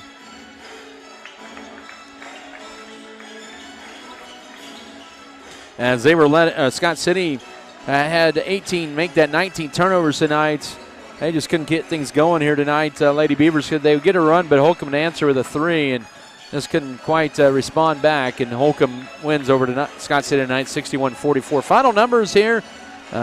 Leading the way for Scott City, Kendall Gentry with 8, 7 for Piper Fox and Avery Lewis. Mackenzie Metzger with 6. Peyton Gentry with a new career high with 6 points tonight. 5 for Megan Trout.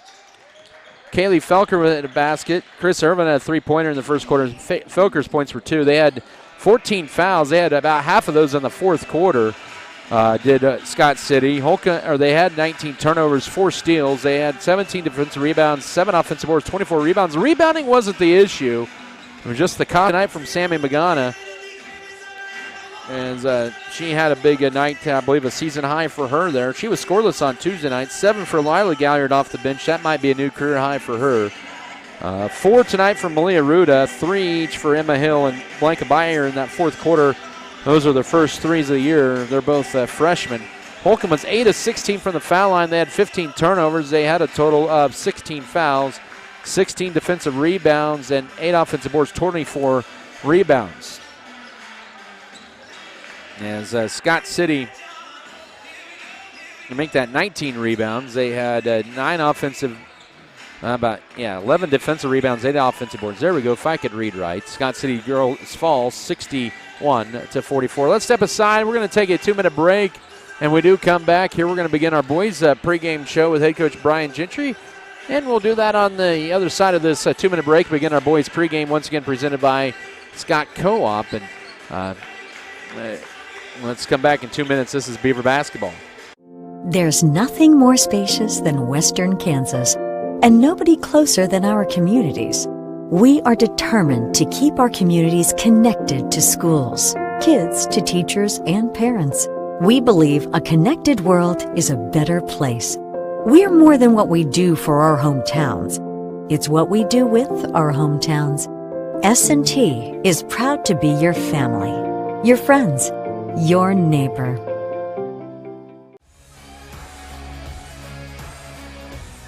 Western State Bank. F.org.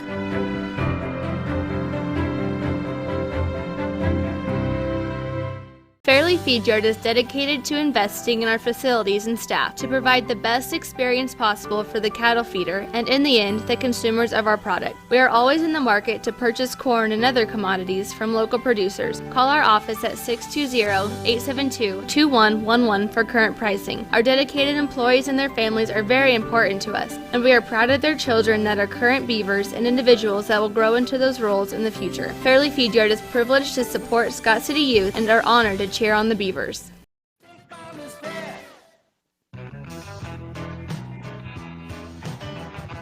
And we welcome you back here as we're going to wrap up our girls post game with head coach Justin Froh as we get him on the headset. And coach, just a tough loss tonight, and it all really was predicated on three-point shooting by Holcomb, hitting 13 in the ball game. And I know we talked about it, but they were 8-10, 8-11 in the first half.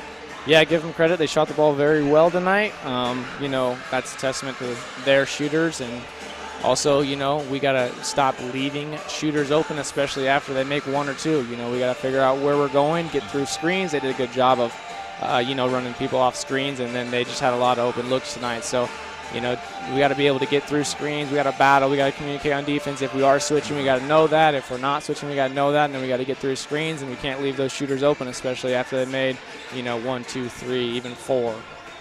Yeah, and I thought to start the game, you guys did some good things there, and it came back to a little bit in the fourth quarter. You were able to kind of work the offense at times here tonight.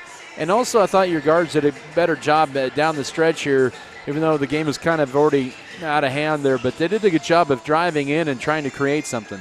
Yeah, hopefully it sparked a little something moving forward, but I thought they did a good job late in the game, when it was really pretty well out of reach. But late in the game, it's just getting downhill and giving yourself a chance. We can't float around the three-point line and wait for someone to make a play. We got to find someone that's going to go in there and make a play.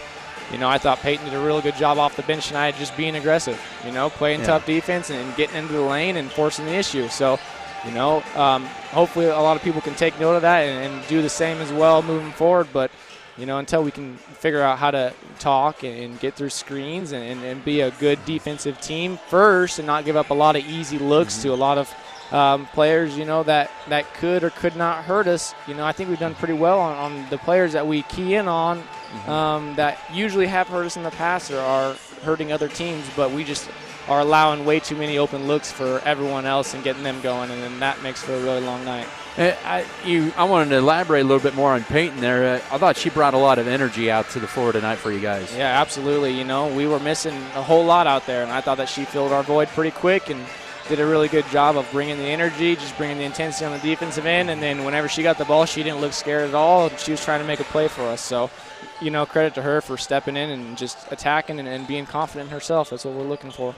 It's a grind, and, it's probably nice to get a little bit of a break, and I think everybody can kind of get away from each other. But I know the competitive side as well wants to get back in the gym. But kind of what are you guys planning on doing there 17 days in between games? A whole lot of a whole lot of rest, and hopefully we can, bounce back, take a little break away from the game. We had a tough stretch here just with games in general, and be up. We got to be able to figure out what we're doing wrong and get those worked out before our first game back, and then hopefully we can come out and put a good product on the floor.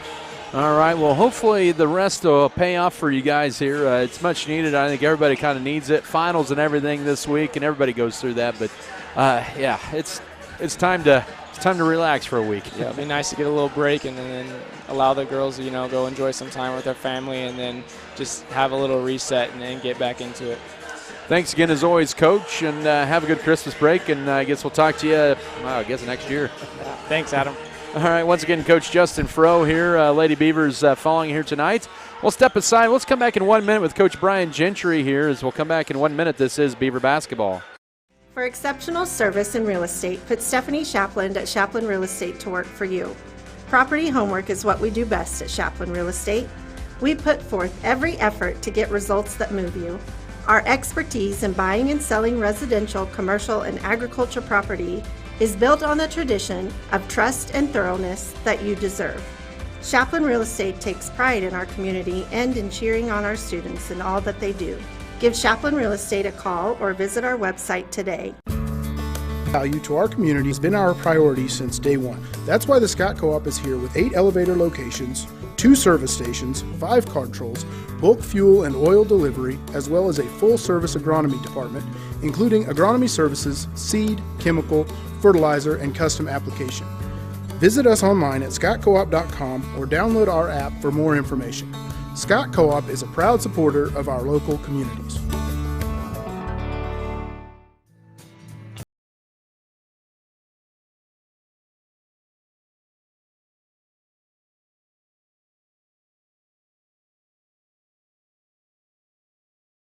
Adam Kadavy with you on 99.9 The Rock. Your pregame interview is brought to you by Farnborough Financial Services with Hugh and Berta Benz in Scott City and Leota. I'm joined here with Coach Brian Gentry here in the pregame. And, Coach, thanks for joining me here this evening.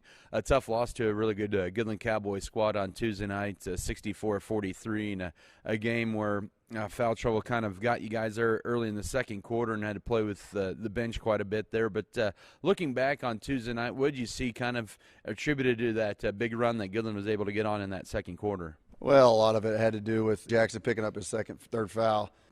7.5 minutes left in the second.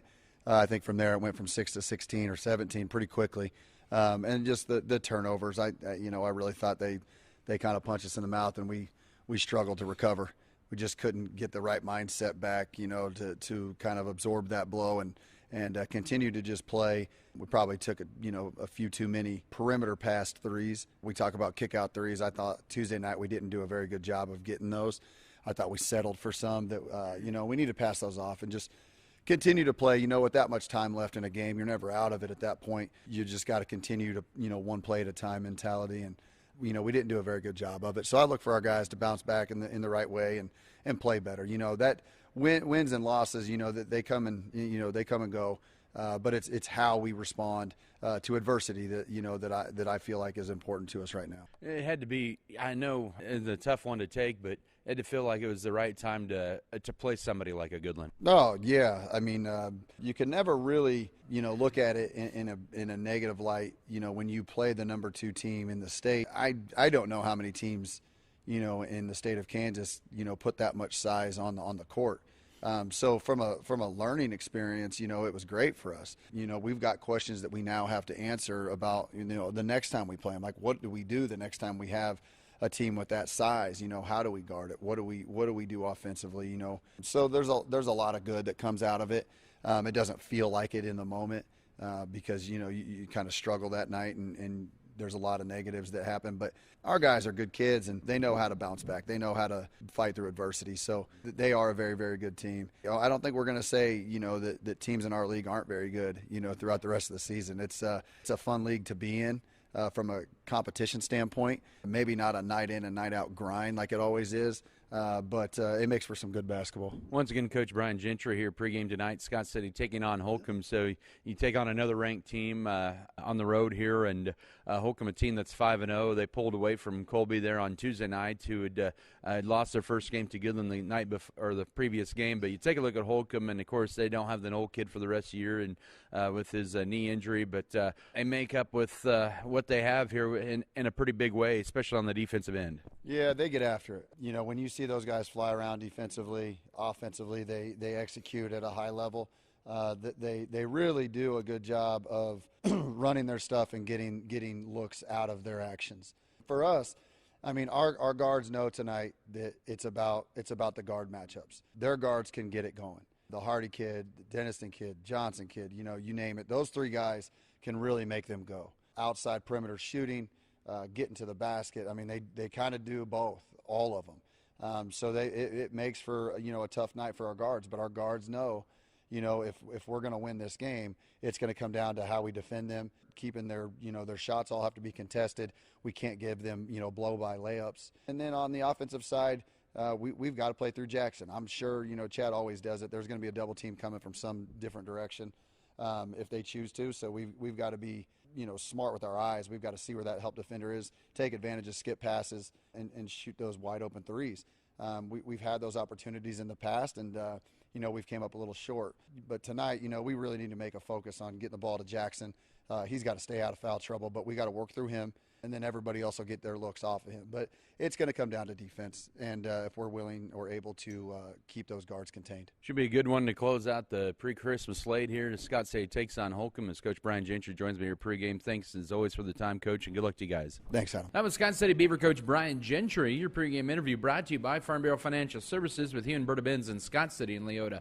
More to come in your pregame show. We'll have a breakdown of the matchup, also bringing you starters, keys of the game, and the tip-off after this timeout. This is Scott City Beaver basketball.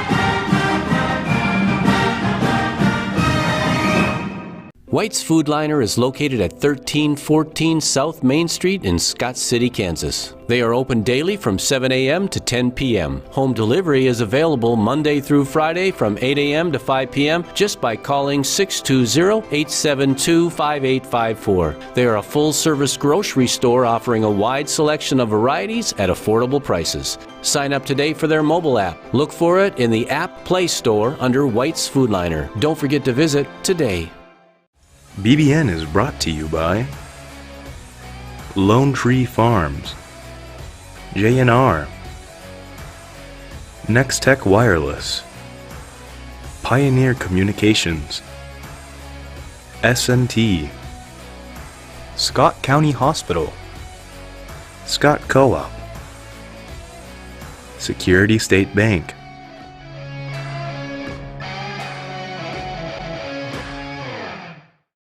Has had the upper hand there, 8-2 at the last 10. Last win for Scott City came in 2023, January of 23, and they won at 56-43 at home. Their last win in this building came February 3rd of 2020 in a 20-point victory for Scott City. Remember, that was a kind of a makeup game, if I remember right. It was like a Monday night after the Chiefs won that Super Bowl. So long ago. All right, but anyways, this should be a good matchup here between these two top 10 programs in 3A, and both teams pretty high in the sub-state standings after 5 games coming in tonight. Holcomb 5-0 on the year. They pulled away from Colby, winning 74-59 on Tuesday night, and they led by 4 going into the fourth quarter, but the Longhorns were able to pull away in that fourth period and win it 74-59. That was a season high of points, and they have done it lately without Drayton Knoll, the 6'6 product who signed with Central Arkansas, and last be about nearly 2 weeks ago on Monday the 9th of December, he actually tore his ACL. He found out on this past Monday that he tore his ACL and is out for the year for Holcomb, which is, I hate to see a good athlete like that, especially a senior, hurt himself and lose kind of his basketball and probably track season there. But Scott City will see a pretty tough lineup with Brody Denniston and Caden Hardy. They had over 20 points against Colby on Tuesday night. But Scott City has done some good things at times. They're not going to be able to, or they need to continue to cut down on the turnovers. They had a lot of those on Tuesday night, season high 17 turnovers. And Jackson Rumford on Tuesday night for Scott City in the Goodland loss had 13 points and 10 rebounds, his second straight double-double. He now has 11 career double-doubles for the first two-time first-team All-League player. As a good crowd on hand here for tonight's final game before the Christmas break is up. As we're going to get to your starting lineups here, once again presented by Security State Bank in Scott City and Leota. For Scott City, Brian Gentry in his 9th season, assisted by Joey Meyer and Drew Kite. It'll be starting tonight for the Beavers. Eloy Ruelas, the 5'10 senior, at 6 points and nearly 6 assists per ball game. Also tonight for Scott City will be Avery Radke, the 6'1 junior. And Radke averaging 8 points and 4 rebounds a game. Junior Mesa, the 5'11 sophomore, 10 points and 2 rebounds per contest. Also for Scott City, Alex Trengo, the 5'10 senior, 11.4 points and 3.4 boards. And Jackson Rumford, a double-double machine. He averages 18.6 points and nearly 11 rebounds, a 6'6 senior. So once again for Scott City, Eloy Ruelas, Avery Radke, Junior Mesa, Alex Trengo, and Jackson Rumford. For Scott City, for Holcomb, coached by Chad Novak. He's in his 14th season here. Assisted by Trevor Stapp and Aaron Miller. He'll start Brody Denniston, the 6'3 junior, Caden Hardy, a 6'2 senior, Corbin Johnson, a 5'11 junior, Jared Harrell, 6'4 senior, Landon Leonard, a 6'1 senior. Those are your starting lineups. Once again, Denniston, Hardy, Johnson, Harrell, and Leonard for the Holcomb Longhorns.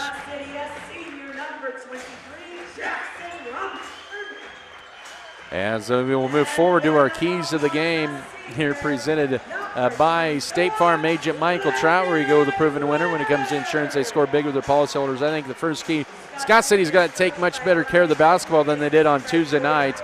Second key is I think it's going to be working in to the paint a little bit more and use your size to your advantage tonight. Holcomb doesn't have the height or the size without Knoll, but they do have a pretty serviceable Jared Harrell that's going to be kind of a bulldog there on defense. Those are your keys of the game tonight for Scott City here as we're moments away from getting started here.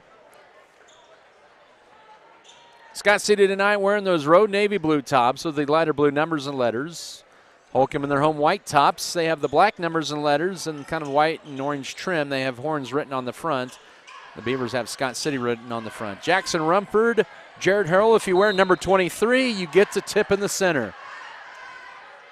And Rumford wins the tap as Scott City will have it first. Here's the final game before Christmas break and meeting number 67 all time. And here's Eloy Ruelas, can't get it, but the tip is up and in for Jackson Rumford, and Scott City leads early on 2-0. 7:45 to go here in this first period. Bounce pass at the left elbow on high to Jared Harrell, guarded by Rumford. He'll take the 17-footer, no good. Rebound, though, ripping it away. Landon Leonard goes around Tarango, and Holcomb resets. And then the ball will be knocked out of bounds with 31 to shoot. 7:30 to go first quarter. Scott City's grabbed the early 2-0 lead. It'll be Corbin Johnson, the junior. He'll throw it in the backcourt to his classmate, Brody Denniston. With it up top, Landon Leonard. Back to Denniston, guarded by Radke as Scott City switches up their defense. Now driving in is Denniston, and Radke is going to try to rip it away. It's a tie-up. It'll be Holcomb ball in the possession arrow with 18 to shoot. They initially were going to give it to Scott City, but the Beavers won the opening tap. All right, here we go. 18 to shoot, no reset of the shot clock. Lob it in. Here's to Corbin Johnson, now right corner. With it here is Caden Hardy back up top to Johnson. They'll work it around to Denniston with 10 to shoot. Out high left to Caden Hardy, guarded by Mesa. He'll drive in, dish it right side. Denniston to launch a three, and will be short on it. The rebound over the back. Caden Hardy gets it over Mesa, and Holcomb will reset here with 6:58 to go first quarter and a 2-0 lead here for Scott City. And then Leonard will try a left corner three. That one rims in and out. That one's going to be a foul on Jared Harrell trying to get around Jackson Rumford. That'll be his first, but Scott City allowing Holcomb to get 3 shots that possession. They miss on all of them, and the Beavers will get the basketball, leading early on 2-0. 6:52 to go here in the opening stanza. Holcomb picking up Scott City in half court. Man-to-man, Eloy Willis will stop and go, trying to dish it to, I believe, maybe Rumford. He wasn't there. Radke can get it. Turnover number 1 on Scott City. Might be the earliest turnover of the year. Driving in, here's Hardy. Right corner, here is Johnson for 3. No. Rumford out jumps everybody for the board. Holcomb is firing up the threes here early on. They are 0 for 3 from downtown and 0 for 4 from the floor. Ruelis up top looking to drive in. Wrap around left corner. Here's Mesa for a triple. He rattles one home. His 13th three of the year gives Scott City a 5-0 lead with 6:13 to go first quarter. Good drive in and the kick out that time for the sophomore Mesa, who drains his team leading 13th triple. Landon Leonard with it and hands it off here. Here's going to be Corbin Johnson. Back it goes to Landon Leonard over left side. Up top to Denniston, 15 to shoot. 5:55 to go. Blowing by, here's Hardy. Goes up and scores it.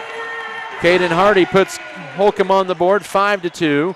5:45 to go here in the opening period. Scott City working left side. Mesa with it off the screen. Tarango up top looking to drive in. Cut off by Johnson, still with the dribble. Just outside the top of the key. Now they'll reset with 18 to shoot.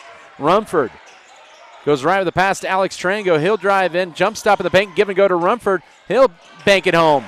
He has 4.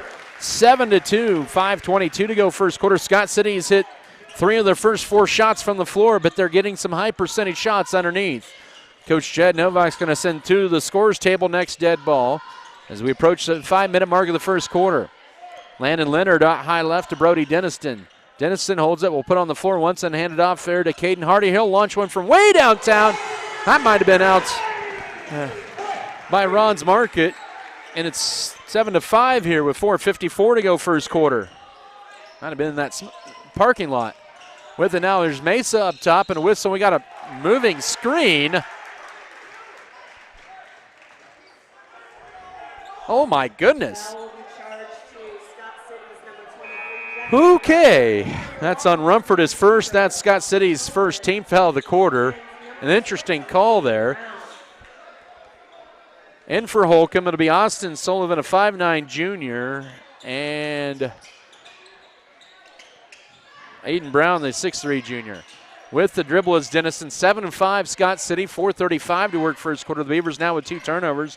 Brown with it, goes right side here to Caden Hardy. Hardy has all 5 of Holcomb's points, now left corner. Here's a 3 for the lead. That one rumbling around and dropping in for Austin Sullivan. Back-to-back threes has given Holcomb the first lead of the night with 4:20 to go first quarter at 8-7. So it's a 6-0 run on back-to-back Holcomb threes. Ball deflected and a turnover. That's 3 turnovers on Scott City. Driving in here is going to be Brody Denniston. He'll put it up. No. But right there for the rebound. Stuffed by Rumford. Now it's loose out high. But Holcomb will end up getting it. And the Longhorns will get another 3. No. Rebound Avery Radke for Scott City. That was put up by Hardy. 3:55 to go first quarter. Scott City with an 8-7 lead or deficit here. Now Rumford toward the left baseline. Nice give to Ruelas. He'll drive in. Inside, needs help. Throws it back up top to Tarango with 18 to shoot. Scott City will send Fro to check in next dead ball. Now up top, here's Rumford. Looking for a cutter, finds Tarango right side, gets the screen to the foul line, but good help defense with 8 to shoot. 7, 6, Ruelas with 5, with 4. Crosses over dribble. He'll drive in strong, kicks it to Radke. 3 on the way. That is good! Scott City with their second 3 of the quarter, and Radke with a 6 triple. And they'll go over the baseline will Holcomb as Scott City leads at 10-8 with 3:20 to go first quarter. Our second lead change. Ethan Fro in for Scott City. Also, Holcomb subs in Brady Sullivan, a 5'10 junior. At 10-8, Scott City with the lead in the ball back. Holcomb off of Holcomb's first turnover. 3:18 to go first quarter. Radke with it. Goes left to Fro. He'll lob it into Rumford at the left block. Pivots. Finds a cutter. Tarango. He will lay it up. Leaves it short. Rebound fought for. And it's going to be last touch by Holcomb. It'll be Scott City basketball. Beavers got what they wanted underneath, just couldn't quite finish it as it hit the front of the rim for Tarango. The Beavers will have 32 to shoot, 3:06 to go, first quarter on the game clock, 10-8 Scott City. Ruelas trying to feed it into Rumford. He'll skip it over left side to Fro. Now into Rumford, has position, power dribble, goes to his right, scores it, and is fouled. Rumford with 6 in the quarter, and it's a 5-0 Scott City run up 12-8. With 2:58 to go first quarter. That'll be team foul number 2 on Holcomb. That'll be on Aiden Brown his first. And will be Jared Harrell. He'll replace Brown. Also back in will be Landon Leonard. He'll replace Brody Deniston. As Ruelas gets a drink from the bench, Scott City's. 12-8 Scott City, 2:58 to go first quarter. Rumford, a free throw shooter at 78%, hits it. And the Beavers are on a 6-0 run after Holcomb had an 8-7 lead. Scott City subbing 1 already in this quarter. Colby on Tuesday night, ironically, they went all 32 minutes without using a substitution. I don't know if I've ever seen that in a long time, but that actually happened to be the case here in Holcomb. 2:40 to go first, quarter 18 to shoot. Now up top, here's Caden Hardy. He'll go around Eloy Ruelas, dish it left side. Harold blocked by Rumford, and Tarango right there for the board for Scott City. The Beavers want to push it up 5, with 2.5 to go first quarter. Here's Ruelas driving in, and he gets it stripped out of bounds. It'll belong to Scott City with 28 to shoot. 13-8, Scott City leading the ball. Ruelas to trigger it in. Lob it up top to Rumford, who already has 7 points. Now Fro, here's Alex Tarango, penetrates to the foul line. He'll take it to the rack. He'll let it miss it off to left, and the rebound into the hands of Landon Leonard off a deflection. Holcomb with the ball down deflected. It's now ripped away by Jackson Rumford. Turnover number 2 on Holcomb. Scott City with the ball up 5, 2:10 to go first quarter at 13-8. Screen for Ruelas. Now up top to Rumford. Pump fakes on the 3. Pulls up left elbow, give and go to Radke. Puts it up. Can't get the circus shot to go, and he'll get 2 free throws. Right at the 2-minute mark of the first quarter. Austin Sullivan with the foul is first. Holcomb's third of the quarter. 2 free throws coming up for Radke. 81% on the year. Can't get that one to go. He has 3 points. As Holcomb brings in Corbin Johnson and Brody Deniston. Radke and Rumford teamed up to win the talent show, and they sang some Taylor Swift songs earlier today. They won on that. If you don't like Taylor Swift, well, shake it off. 14-8 Scott City, 1:55 to go first quarter.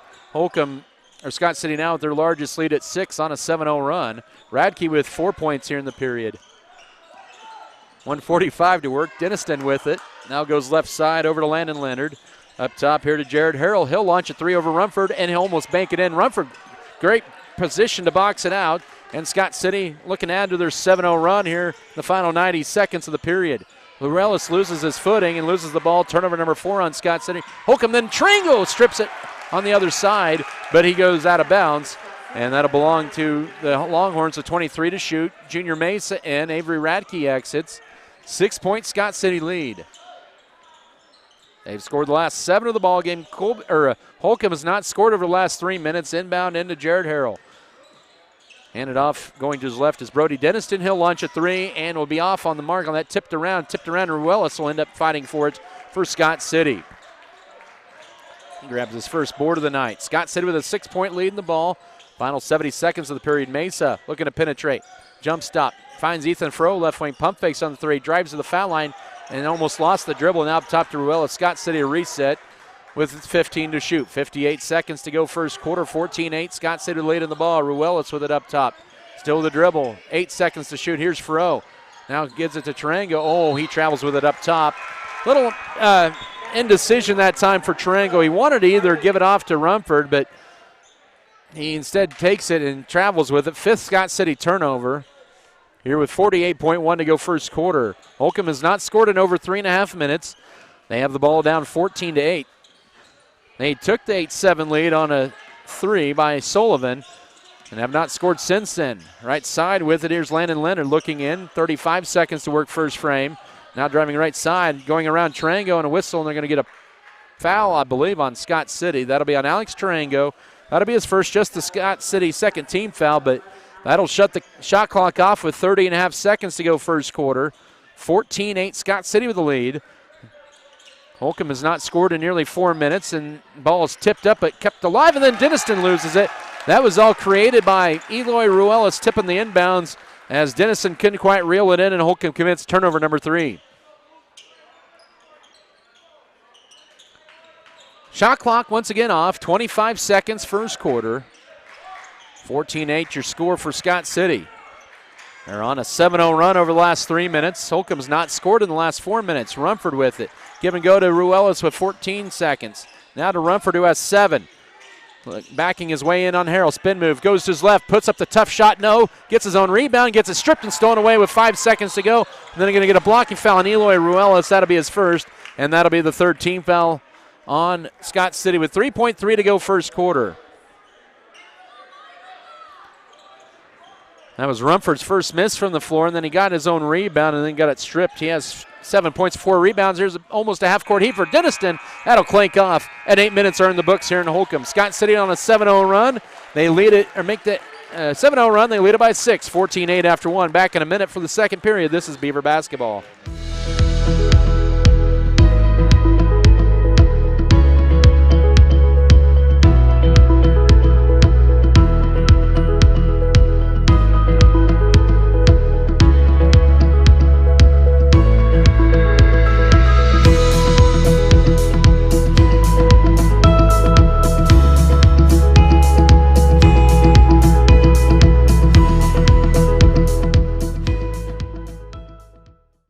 Western State Bank proudly supports Scott Community High School students and athletes as they prepare for another great year of achievements. Just as our students prepare for another successful year, we encourage you to be prepared for whatever life may bring you. Stop in and talk with the knowledgeable staff at Western State Bank, whether it be a new home loan, financing for your business, or any one of our checking and savings account options. We're here to help you. Make sure to check out all of our internet banking options provided at WSBKS.com. Western State Bank, member FDIC. And as always, go Beavers. Exceptional results.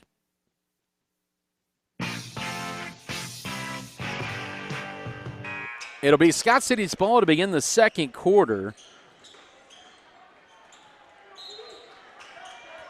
And they lead it here 14-8 over the Holcomb Longhorns. As we begin the second quarter of play with it, Junior Mesa, he'll penetrate. Hang, shoot, he leaves it short, tipped around. Mesa rips it away, and then he finds it to Tarango. Scott City led by Jackson Rumford with his 7 points in the first quarter. Mesa had another 3. Here's Rumford right side. Ruelas left open for 3. Too strong. Rebound. Mesa with another board on the backside this time. Scott City resets. The Beavers were 5 of 9 from the floor in the first quarter. Now Rumford pump fakes, gets Harrell up in the air, point blank, and gets his 9th point.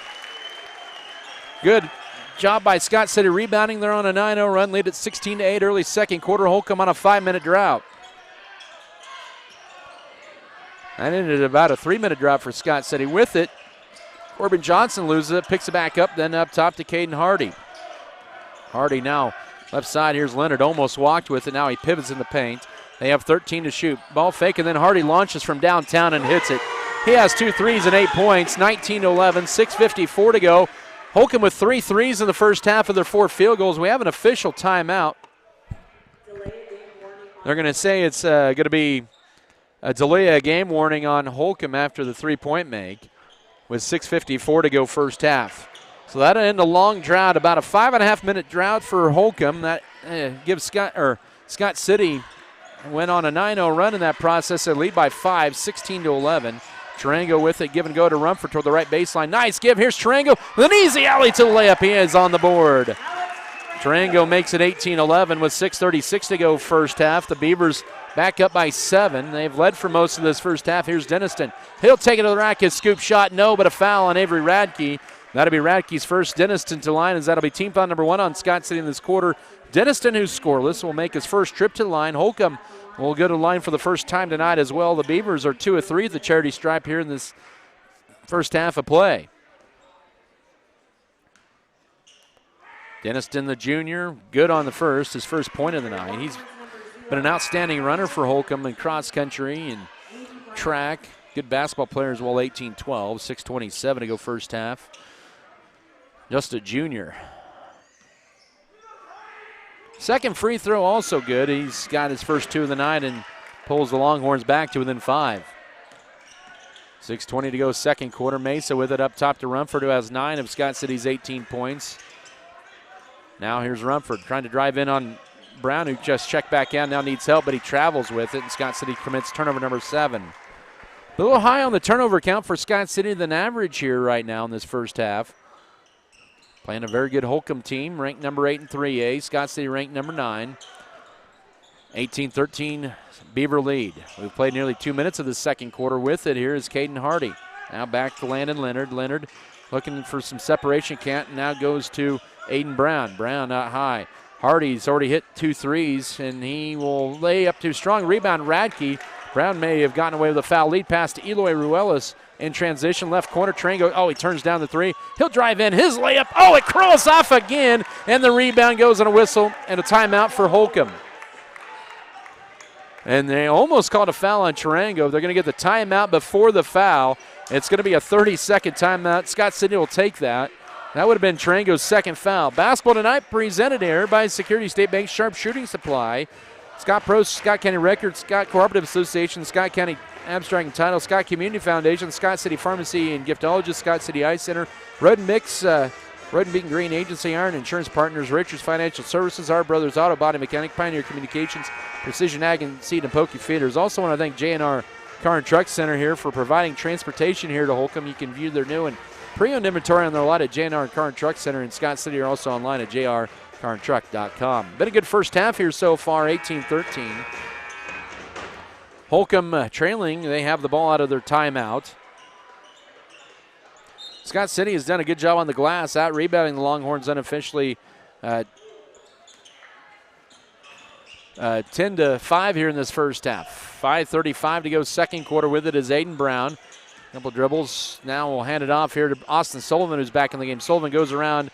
He's in the left corner. 3 in and out that time for Landon Leonard. And the rebound to Mesa, who has got 3 boards this half. Scott City to push it across. Rumford with it up top. 5:18 to go. Now it goes to Radke. Left side to Tarango. Into Rumford. And Rumford now back up top. 20 to shoot. Here's Ruelas penetrating. He will lay it up. Oh, he left it short. Scott City's left 4 bunnies at the bucket here in the first half, and Holcomb is back the other way. Man, they had the layup issues on Tuesday night, and unfortunately that is parlayed here into tonight. 4:50 to go second quarter. With it is Denniston, still stuck at 18-13. With it up top now, Aiden Brown. Back to Brody Denniston. Denniston goes left with the pass to Allison Sullivan. He'll launch a 3. No, rebound. Junior Mesa already grabs a 4th rebound here this half. Beavers down, or up 5, 18-13 with the ball. Mason in the front court, bounce pass to Jackson Rumford. He'll flip it over his left to Ruelas, and now Radke, he'll drive in, kick it to Alex Tarango. Tarango looking to penetrate, but can't. 20 to shoot. Back up top to Ruelas. Holcomb stays man-to-man. Now to Rumford, who catches it. Will just turn around and launch a straightaway 3. Off to the left, and Brody Denniston grabs the board for Holcomb. Beavers up 5 with the ball. Brown to the right corner, 3. No. Rebound, Alex Tarango for Scott City. Here come the Beavers down, or up 5, We've been stuck here for about 2.5 minutes. Scott City up 18-13. Nice give, Ruelas. This time he'll get the layup to go. He has his first basket, 20-13 with 3:53 to go first half.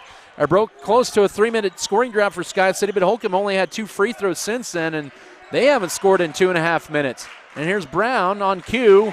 After I say that, he has his first basket at 20-15 with 3:40 to go first half. So Holcomb back to within 5. Lob in, high low to Rumford. Catches it. Pump fakes, goes up. Shot is blocked, but he gets his own tip in. Well, if he can't get the foul, get the tip, and go in, 22-15, excuse me. 3:20 to go first half. And a 3 up top. For Denniston, he has 5 on this quarter, 22-18. 3:14 to go first half, so Holcomb quickly answers back with a 3 of their own.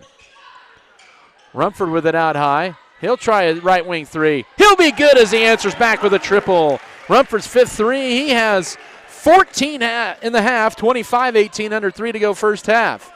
Up top with it, Holcomb. Denniston sees an alley, drives in, his scoop shot too strong, and the rebound to Avery Radke. Had a good look to Denniston. Scott City to push it with Alex Tarango, stops at the right wing. Nice bounce pass to Radke. Catches, throws one up, halfway in and out, and the rebound goes to Caden Hardy for Holcomb. Here come the Longhorns down the ball.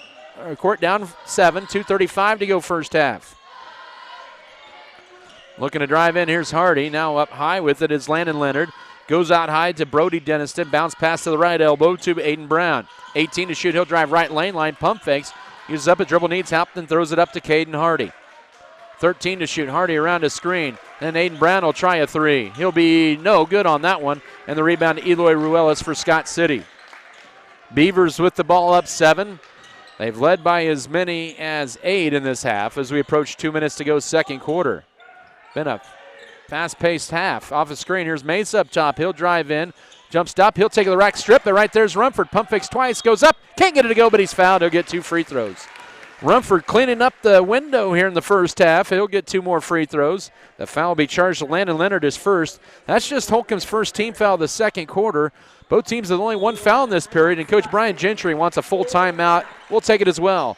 1 minute, 56 seconds, second quarter. Scott City 25, Holcomb 18, back in a minute. This is Beaver basketball. Great Western Tire of Scott City is available for tire repair and replacement, oil changes, tire rotation, balancing, alignment, and bulk fuel delivery to keep your equipment going. They also offer 24-hour emergency service calls. Deckmart Furniture and Appliances. At Deckmart, they offer a variety of quality furniture, including sofas, recliners, lift chairs, dining sets, bars, bar stools, mattresses, and more. They carry GE and Speed Queen appliances and are happy to quickly service what they sell with a local repairman. Great Western Tire and Deckmart Furniture and Appliances. Small-time friendliness with big city service and quality. If you are in the market for a new or used vehicle, check out J&R Car and Truck Center of Scott City. J&R Car and Truck has a fully trained service and parts staff for repairs on most makes and models of vehicles. Locally owned and operated, J&R Car and Truck Center provides new and used vehicles. Stop on in and check out jrcarandtruck.com for your next vehicle. J&R Car and Truck Center, your Chevrolet and GMC dealership in Scott City.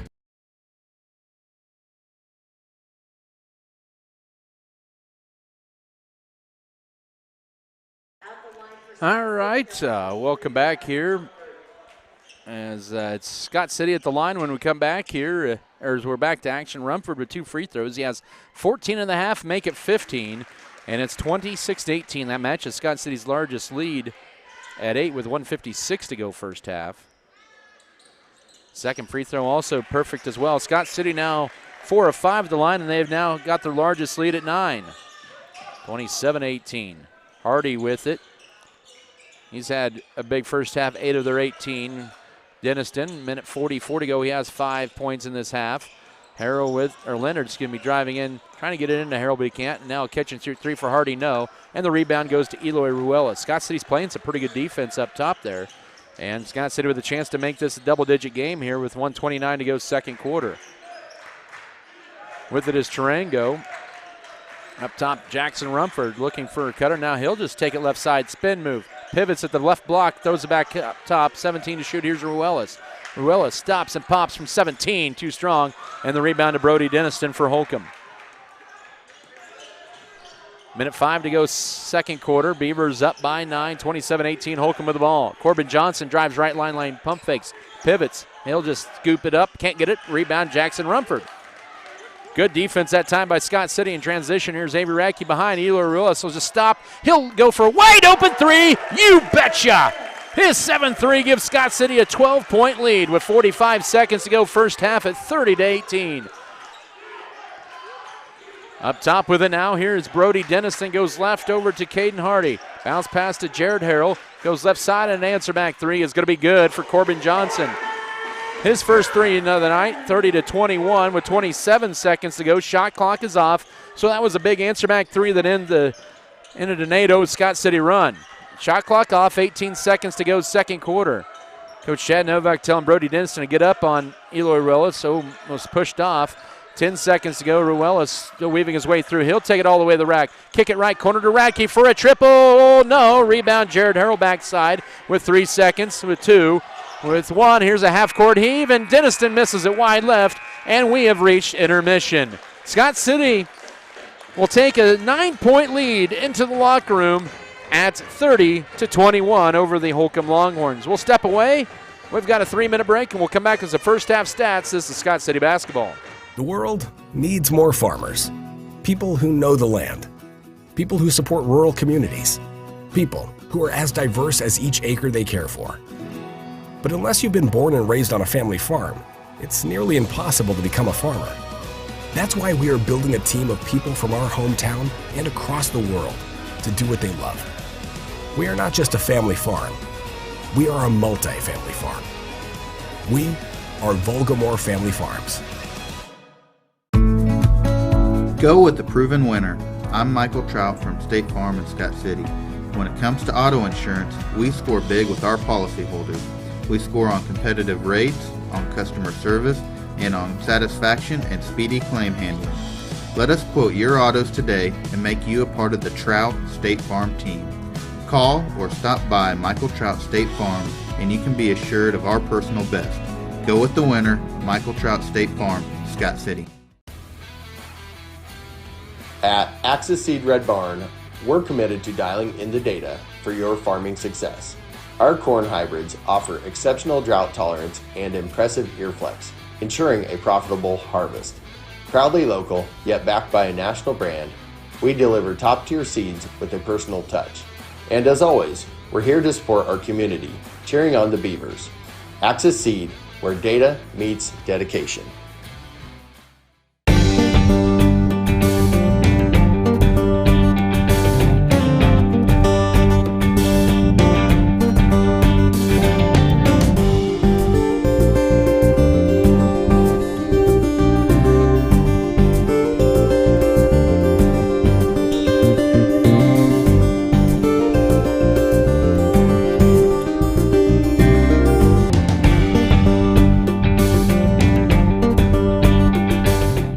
At American Implement, we believe that education and athletics play a crucial role in uplifting communities. Our commitment to supporting farmers aligns closely with the values of teamwork and resilience found in sports. By investing in local initiatives, we enhance individual lives and strengthen community bonds for a brighter future. American Implement, indebted to the past, committed to the future.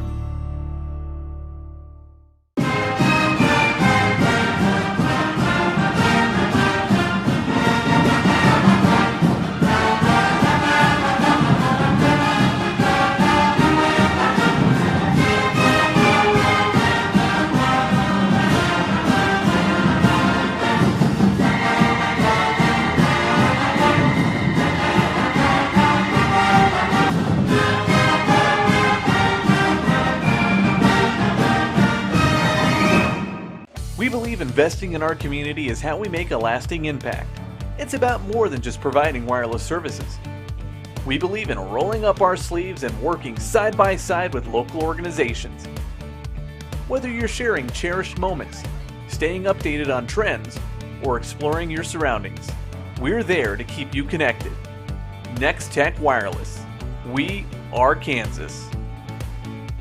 Wisconsin Network, a 30-29 halftime advantage for Scott City as they lead Holcomb Longhorns. Scott City has forced Holcomb into some tough shooting in the first half, but the Beavers doing a pretty good job. They've led by as many as 12 before settling for a 9-point lead at the break, 30-21. First half scoring for Scott City, Jackson Rumford, 16 points. He has at least 6 rebounds already in this first half. 5 for Eloy Ruelas. All in the second quarter. Avery Radke had 4. Also 3 for Junior Mesa and 2 for Alex Tarango.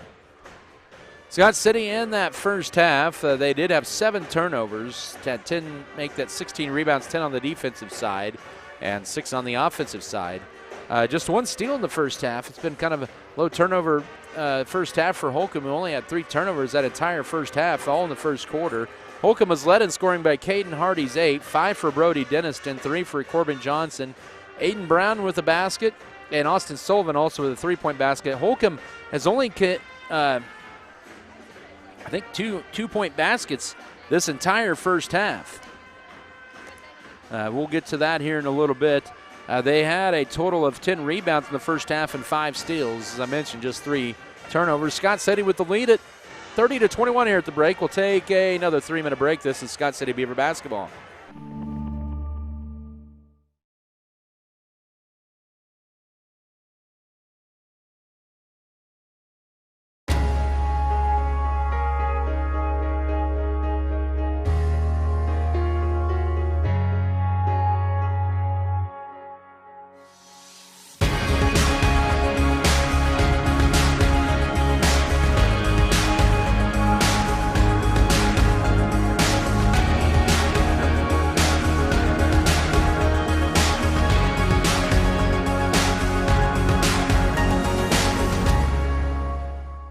BBN is brought to you by American Implement, All-in-One Wash, B&H Paving, Fairleigh Feed Yard, Faroe Heating and Cooling, First National Bank, Great Western Tire and Deck Mart, HRC Feed Yards.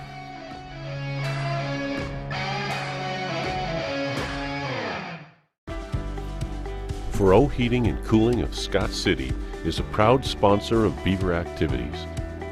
Brent and Angie take pride in helping our activities and support our students 100%. They can also help you with any heating and cooling needs that you have. Give Faroe Heating and Cooling a call at 620-872-3508 and see if they can help you with your needs today. They said this place was too isolated to call home. They said it was too remote to build a community. And then one day, a farmer strung a copper wire from one fence post to another and changed everything. We didn't build the communities of Southwest Kansas. No, we just brought them together. BBN is brought to you by Shapland Real Estate, State Farm, Norder Supply Incorporated, Ag Management Services, Vogelmore Family Farms, White's Food Liner, Scott Community Foundation.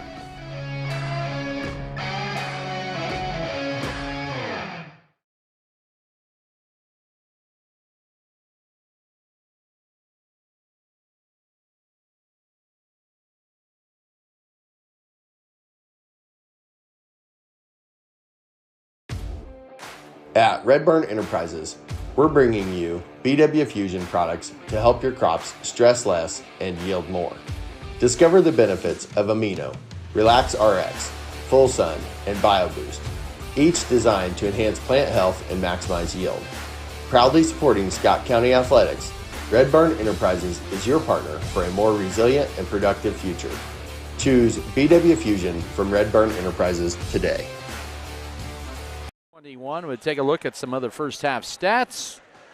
First half, Scott City was 11 of 25, shooting unofficially 44%. They were 4 of 8 on threes, 7 of 17 on twos, and 4 of 5 at the free throw line. On the other side, Holcomb was 9 of 25, and they make that 7 of 25 for 28% in the first half. 5 of 20 on threes and just 2 of 5 on 2-point baskets. Yeah, that's right. And from the free throw line, they were perfect 2 for 2, only made 1 trip in the first half. Foul trouble here. Well, There's none. Both teams only had 4 fouls this entire first half. Both had 3 in the first quarter, 1 in the second. So, that's been physical at times, which is good to see, but they've also been letting them play, which is also really good to see. Both teams will have a 17-day layoff. Scott City will go to Cimarron on January the 7th of 2025. Holcomb will go to Goodland on the 7th of January of 2025.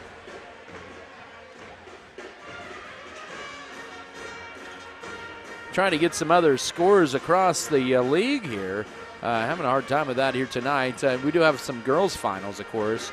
Goodland girls did hang on to win 43-36 at Hugoton tonight. I think I saw Colby girls won over Cimarron. It was a close game.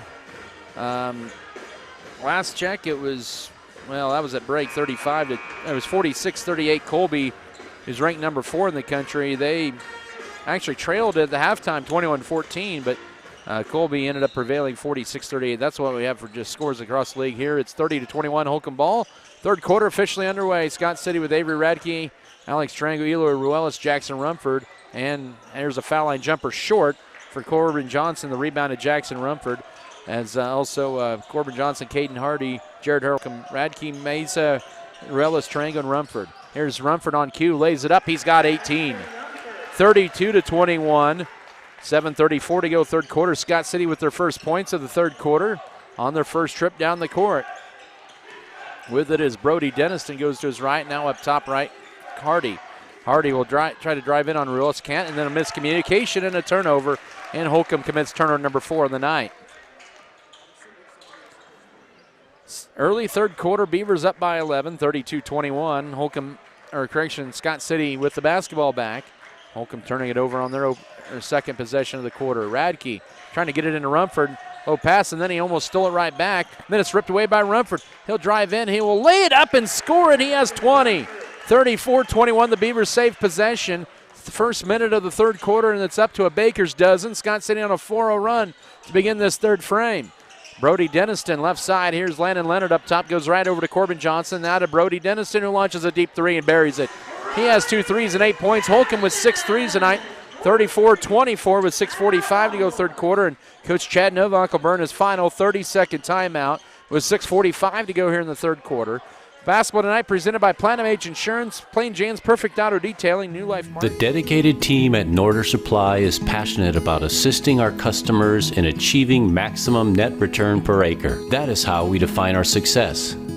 Through unparalleled agronomic advice and best-in-class customer service, you can depend on us to do what is best for your operation. Ask them today about their spot-on service and how it can fill your needs. Norder Supply. Plain talk, exceptional results. 34-24. That'll end the quick 4-0 run for Scott City with that 3. Holcomb has hit 6 threes tonight. Scott City's hit 4. Beavers with a 10-point lead out of the 32nd timeout after they push the lead to 13, their biggest lead of the night. Holcomb a little pressure out of the timeout. Ruelas takes it left sideline into the front court. Now he's trapped, needs help, and he'll turn the ball over. Scott City will turn the ball over for the 8th time tonight. Holcomb with the ball down 10, 90 seconds into this third period. Dennison running the point. Will hand it off right side over to Caden Hardy. Now up top it goes to Corbin Johnson. Johnson guarded by Tarango. Uses up a dribble just inside the three-point arc. Needs help. Finds Jared Harrell. Harrell now almost stolen away. Picked that up.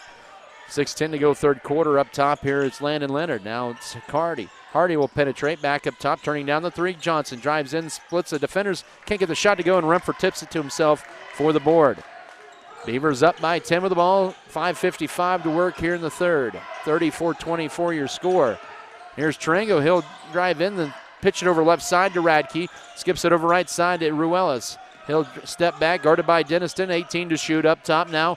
Here's Rumford from Junior Mesa. Rumford, nice dish. Mesa's layup, gets it to spin in for 2. Mesa with 5, 36-24 with 5:36 to go third quarter. The Beavers back up by a dozen. Holcomb with the ball quickly down the other way. Scott City's only subbed 1 here in this ball game. Corbin Johnson in the paint. Looking for a cutter, kicks it right side, and here's the 3 on the way. Good. Caden Hardy with 2 threes. He has 11. Holcomb now with 7 triples, and that's keeping him close. 36-27 with 5:14 to go third quarter. Ruelas with it up top to Mesa, looking to drive in. He'll spin move, now throws it back up to Ruelas in the half-court circle. Scott City resets up 9. 5 minutes to go third quarter. They have 17 to shoot. Tarango with it. Holds it, now lobs it to Jackson Rumford up top. Rumford with already 20 points in the ball game. Now Ruelas looking to penetrate. He's to the foul line with 8 to shoot. Drives left side. Pivots. Bounce pass. Here's a cut. Tarango. Half the glass. Yes. Alex Tarango with 4. 38-27. 4:40 to go third quarter. And a nice answer back for the Beavers as they have continued to shoot the ball well. 4 of 4 to begin this third quarter. But they're getting high percentage shots. That's been a key here to their start here in this third quarter. Switch on defense. Ball deflected out by Eloy Ruelas. 16 to shoot. Holcomb will enter or bring in Austin Sullivan. He'll replace Caden Hardy. 4:21 here in the third period. Scott City 38, Holcomb 27. Beavers trying to win in Holcomb for the first time since 2020. And Coach Chad Novak will allow another sub get another sub in, I should say. Aiden Brown will replace Jared Harrell.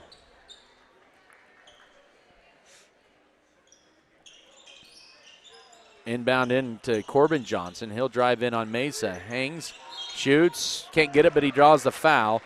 That'll be the foul, the first on Junior Mesa. Team foul number 1 of the quarter with 4:15 to go third quarter. Johnson to the line. He has just 3 points tonight. Came on a second quarter triple. Holcomb with the bulk of their points coming from the three-point arc tonight. That free throw is good for Johnson. Holcomb now 3 of 3 from the line as they get to within 10, 38-28. 4:15 to go third period. Second charity toss is also perfect, and it's a 9-point game. 5 for the 5'11 juniors. Scott City's lead back down to 9 as we near the midway mark, third quarter. Ruelas in the front court, high-low into Rumford, catches it, goes up through some contact. He has 22. 40-29, the 4:04 mark of the third quarter. 22 for Rumford as he is working on another 20-point game, his 15th of his career. With it is Denniston, drives to the left elbow, kicks it left to Corbin Johnson on the bounce, gets a screen as Johnson steps back, and now up top here's Brown. Brown now, Denniston guarded by Tarango, looking to drive in, almost deflected and almost stolen away. Now he has to get it to Austin Sullivan. He'll drive in. His runner is bouncing off the iron, will drop off, tipped around, and Holcomb had it, and it's stripped, and it's in the hands of Rumford for Scott City.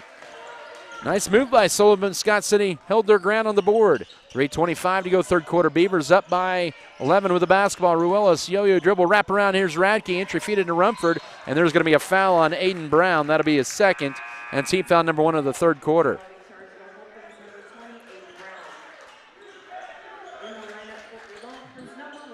Back in is Brady Sullivan.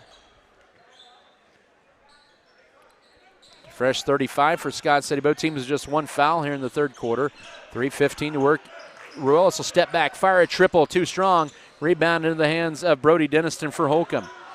So he'll take it across right to left as I see it. It's a good look for Ruelas up top. Their first miss for Scott City this third quarter. Denniston up top. 3 minutes to go third period. 40-29 Scott City with it. Corbin Johnson will drive in, splits the defenders and draws the foul. He'll get 2 free throws once again. Team foul number 2 on Scott City this quarter. The foul will be charged to Junior Mesa. That's his second. He's picked up both of Scott City's fouls in this third stanza. Holcomb will bring in a couple subs here.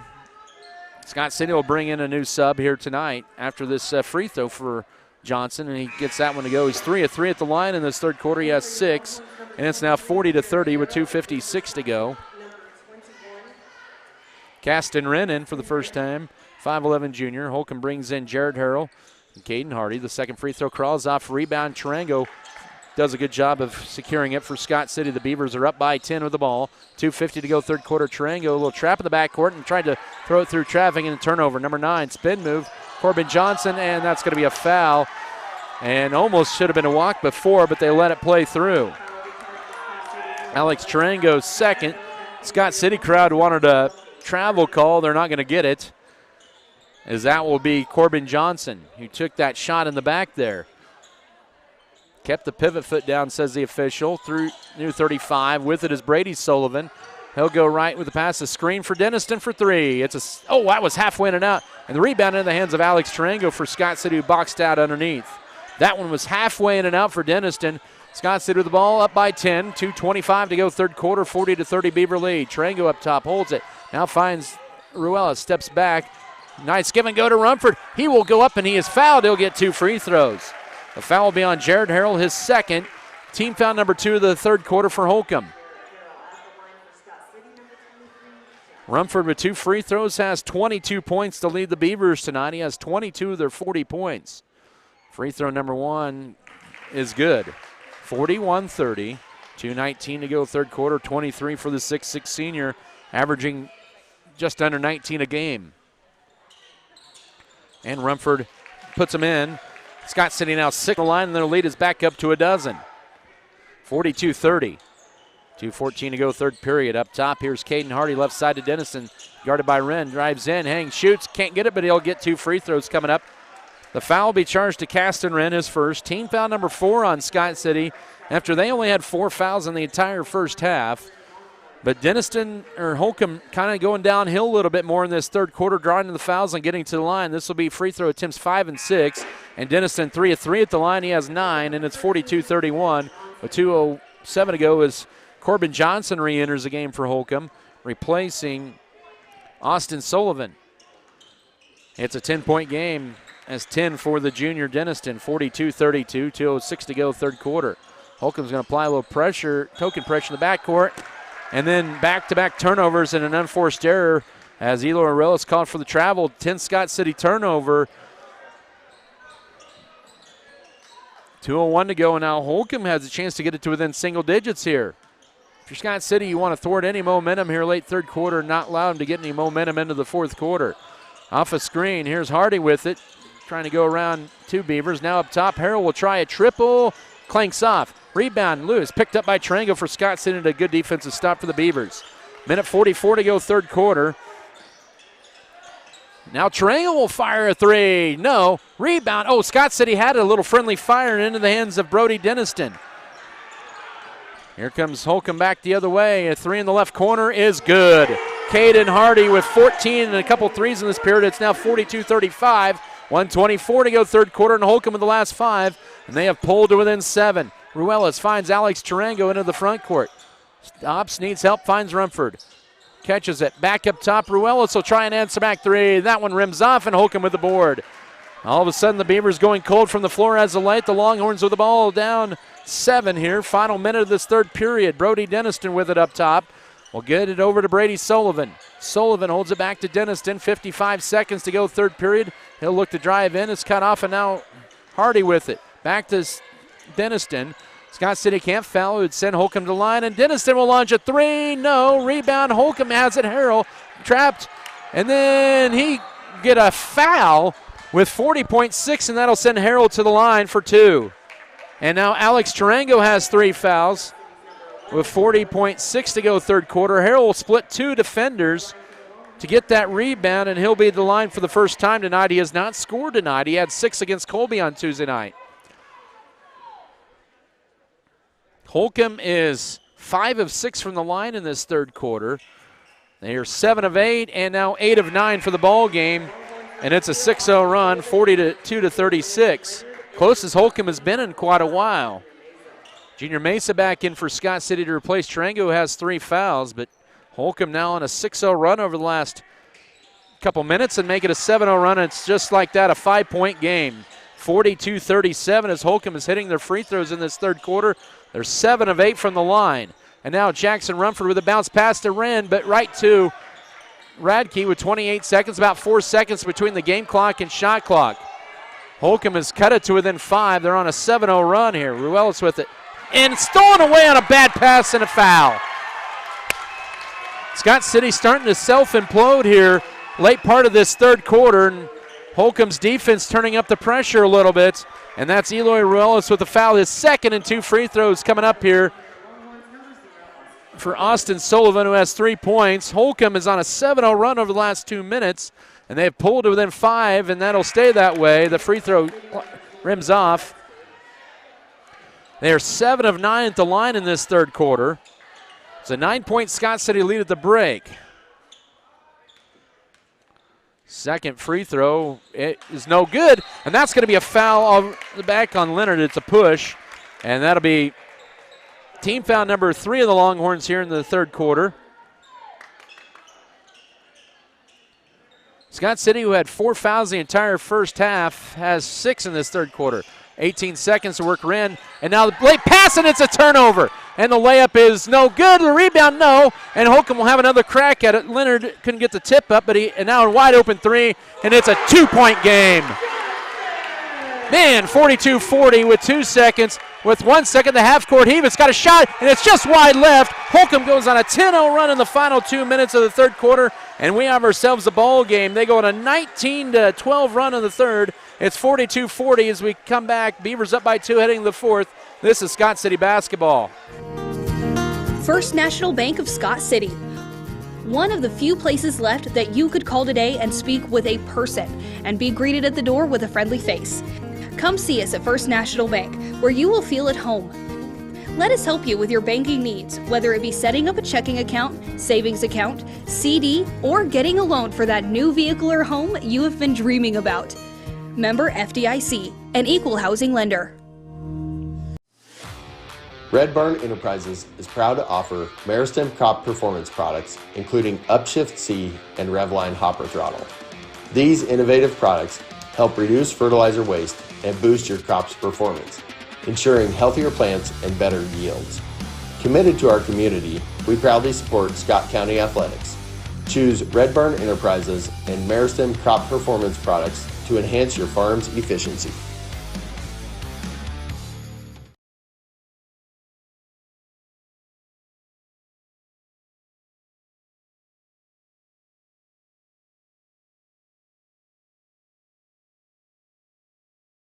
Third quarter, and just like that, they are back to within 2 at 42-40. Scott City also had about 3 turnovers in a row there to close the third quarter, and just like that, Holcomb has given a little life to this building. They hit a late 3 to go up by 4 going into the fourth quarter against Colby on Tuesday night, and then ended up winning by 15. The Beavers have to end that momentum. Rumford goes right corner to Eloy Ruelas. Ruelas with it, holds it, now skips it left corner to Mesa. He'll drive the left baseline, takes it all the way, pump fakes, goes up, blocked from behind, the rebound, saved into play to Holcomb.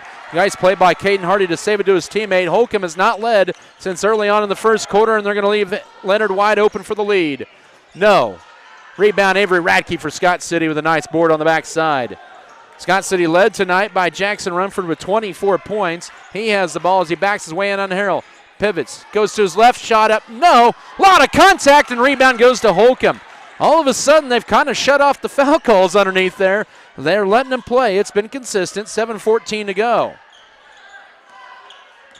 Holcomb with the ball, 42-40. Scott City hasn't scored in 3 minutes. And then losing it out of bounds was Denniston. Oh, they're going to change the call. He just lost it off his hand, and they're going to change it to Holcomb. You've got to be kidding me. Denniston just lost it off his hands, and the official overruled him on the outside, and it's 19 to shoot for Holcomb. Beavers need to regain their composure. They've seen a 10-0 run, and now a 3 for the lead, and that is good. Jared Harrell gives Holcomb a 13-0 run, 43-42 with 6:52 to go. Scott City needs a point right now. With it is Alex Tarango. Up top, here's Radke. Turns down the 3, drives in. Now is Junior Mesa, short corner jumper, yes! A much-needed basket for the Beavers. Mesa with 7:44-43 with 6:34 to go in this one. But that ended a 13-0 Holcomb run where they were down 12 to go up 1. But they've also stayed alive in this game, threes and also three-point shooting in the second half. They were 9 of 10 in the, or make that 7 of 8 at the line in the third, or 9 of 10 of the 7 of 10 of the line in the third quarter. They're 9 of 12 for the game. Driving in, shot blocked by, oh, they're going to get a push. Come on. Tough break for Scott City there, and Rumford picks up his second foul, the team's second of the quarter. It might have been a little bit of a push, but I don't know. As physical as they've been letting them play underneath, I don't know if you can call that. With 6:09 to go, and 2 free throws coming up here for Corbin Johnson, who is 3 of 4 at the line. We have not had a tie in this ball game. Free throw is good, and that is our first tie at 44 apiece. 6:09 to go, and 10 for Corbin Johnson, all since the first quarter. But Holcomb with all the momentum here in this fourth quarter. A free throw no good. Rebound Jackson Rumford closing in on his third straight double-double. We're tied at 44. Now Holcomb is with it by 2. Holcomb with the ball. Denniston with 12 to shoot. Flips it to his left. With it is Corbin Johnson looking to drive in on Radke. Spin move. Shot up. Yes! And one.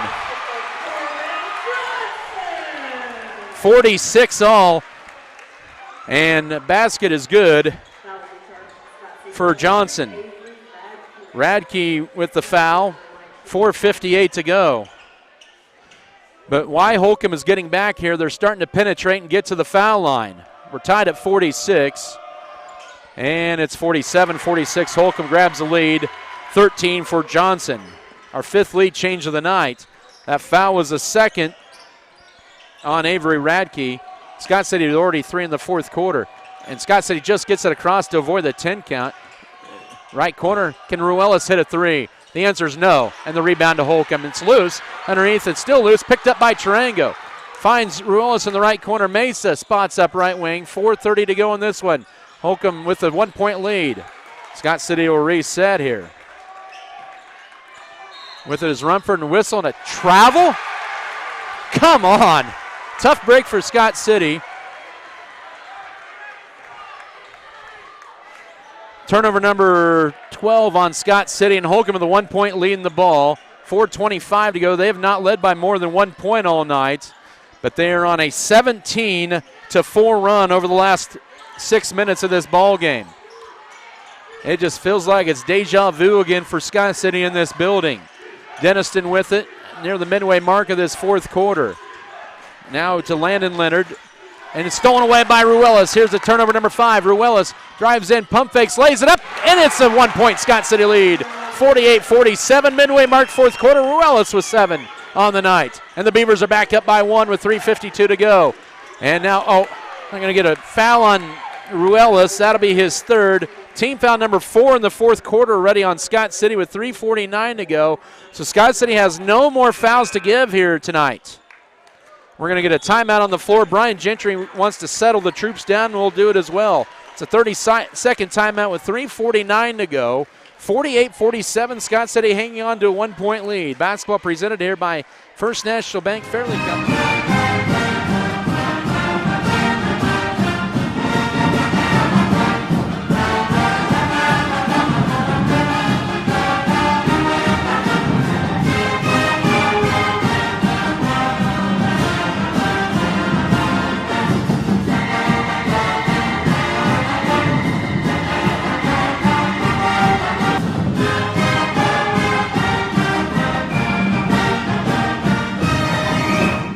To go. Holcomb, by the way, has only been called for 4 fouls in this second half. Scott City has been called for quite a few more. They've been called for 11 fouls in this second half. Holcomb only has 1 turnover in this second half. They only have 4 for the ball game. That's been part of the problem for Scott City. It's helped Holcomb's comeback as well. The Beavers do have 5 turnovers in this half. 28 to shoot. Harrell with it, who hit a 3 moments ago. He has 5 in the second half. And now up top with it is Hardy. He'll penetrate. 20 to shoot. Layup. No! And a rebound to Jackson Rumford. I definitely think he's definitely got another double-double here tonight. Harrell misses the shot. Would have been his 7th point all in this half. Mace off a screen. Radke. Left side Ruelas. Pump fakes on the 3. 3:20 to go. 1-point Beaver lead. Penetrates right corner to Radke. Entry feed to Rumford. Powers his way in, puts it up, no. Got his own rebound, pump fake goes up, yes! He has 28, and it's 50-47, a 4-0 Beaver run as we approach the 3-minute mark of the 4th quarter. 28 points for Rumford, his 3rd highest point total in his career. With 2:55 to go, Caden Hardy with it. Now left side, here's Denniston, 18 to shoot. He'll fire the 3 for the tie. No! Rebound Eloy Ruelas for Scott City. The Beavers with a 3-point lead in the ball. 2:43 to go. 50-47. Up top to Radke, goes left to Mesa. Mesa, he'll take it to the left baseline. Cut off. Now finds Jackson Rumford up top to Tarango. 20 to shoot for the Beavers. Up by 3 with 2:20 to go. Rumford to the foul line. Turns down the jumper. And they're going to call him for a walk. And he's a little frustrated with the call and a turnover. Boy, I thought he kept his right foot down. Official says no. They had a better view than I did, and a turnover to Holcomb. It looked like he just went onto the balls of his feet, and we're going to get a timeout for Coach Chad Novak. It's going to be a full. We'll take it as well. 2:21 to go, fourth quarter. It's Holcomb 50, Scott City 47. Back in a minute. This is Beaver basketball.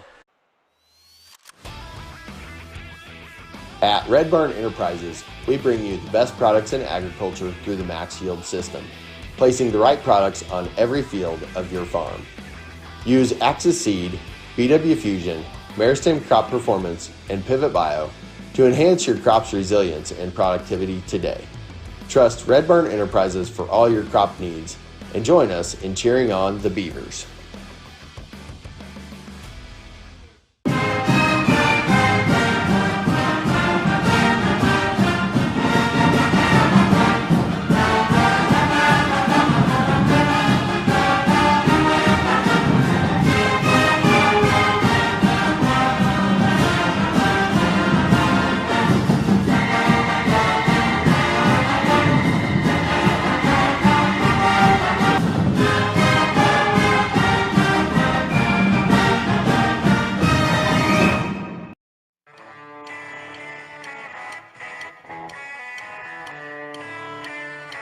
Yeah, we got a good one here in Holcomb, 50-47. Scott City and Holcomb, the Beavers with a 3-point lead. Holcomb will have the ball out of their timeout. They have 2 timeouts left. Scott City has 3. Possession arrow favors the Longhorns. Team fouls, 4 on Scott City in this fourth quarter, just 1 on Holcomb. Holcomb ball out of the timeout. See what they design here. They'll throw it in the backcourt with 30 to shoot. Into the hands of Brody Denniston. He has 11 points. And now with it is Corbin Johnson. Johnson will drive in on Mesa, pivot. Oh, that could have been an easy walk.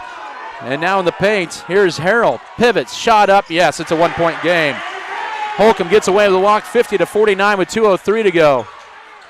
Holcomb only has 5 turnovers. And they were lucky to not get number 6 there. Zorellis brings it across. Beavers with a 1-point lead under 2 minutes to go. The lob it to Jackson Renford toward the right baseline. 20 to shoot. He'll back his way in on Harrell. Spin move. Goes to his left. Pivots. Lays it up. Yes! He has another 30-point game. 52-49 with 1:42 to go. And a big 3-point lead for Scott City under 100 seconds to go. Denniston with it up top. Caden Hardy goes to his right. He'll get it over to Austin Sullivan. Sullivan will penetrate the paint. Pivots in the paint. Now dishes it right side. Denniston for the tie. No! Rebound! Holcomb has it in the hands of Austin Sullivan. And the Longhorns will get it. Here's Corbin Johnson spinning his way, and a whistle and a push.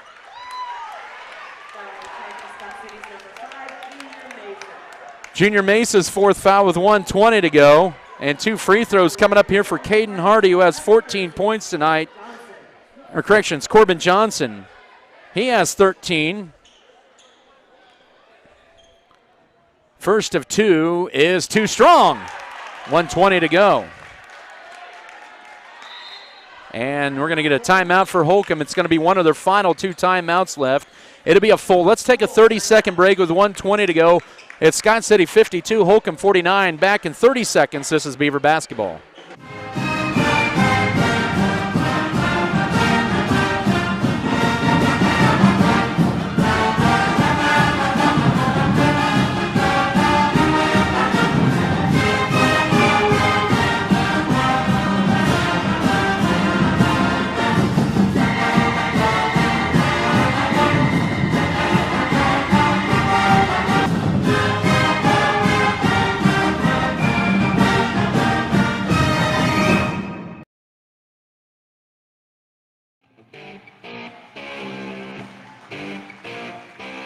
Holcomb within 3 once again after it's 52-49 here. 1:20 to go. Holcomb down to 1 timeout remaining. Scott City has 3. The Longhorns have fouled just once in this fourth quarter. Scott City has been well past 5 for a while in this fourth quarter, but foul trouble. Junior Mesa has 4. Eloy Ruelas and Alex Trango each with 3. Nobody for Holcomb has more than 2 fouls. And Corbin Johnson, who's been at the foul line 2, 4, 6, 7, 8, 9 time here in the second half. He is 5 of 8 in the second half at the line, trying to make this a 2-point game. Free throw is good. 52-50. 1:20 to go here as Holcomb applies some full court pressure. Alex Trango back to Junior Mesa. Now to Eloy Ruelas. Needs to put it on the floor. Scott City needs to get it across here. They do with a couple seconds to spare. Now the bounce pass to Mesa. Back up top. and that's going to be a foul up top on Jared Harrell, his third, with 69 seconds to go, and that'll be team foul number 2 on Holcomb in the period. That resets the shot clock to 35, and Coach Chad Novak will bring in Landon Leonard. He'll replace Caden Hardy. 1:09 to go, 35 to shoot for Scott City. They can inbound it in the backcourt if they want to. They'll get it into Rumford, who hands it back to Eloy Ruelas. Ruelas guarded by Denniston up top. Final minute to go. 52-50. Scott City hanging on to a 2-point lead. Oh, now Radke almost loses that out of bounds, and Brian Gentry burns a 30-second timeout. We'll keep it right here with 59.4 to go. Scott City does have 2 full timeouts remaining. Beavers do have 25 to shoot, leading by 2, 52-50. You wonder here eventually, let's see, 59-25, there's, I mean, you know, before the 35-second clock, Holcomb doesn't need to foul yet, of course, but if Scott City can get this to a 4-point game, that would make things a lot more interesting here, although Holcomb can push it back in a hurry. They've hit the 3 ball here tonight. Scott City's only hit a handful of threes, and I don't think they've hit one in the second half. They haven't, actually. Jackson Rumford with 30 points tonight to lead Scott City. His third 30-point game in the second in his last 3 nights on the court.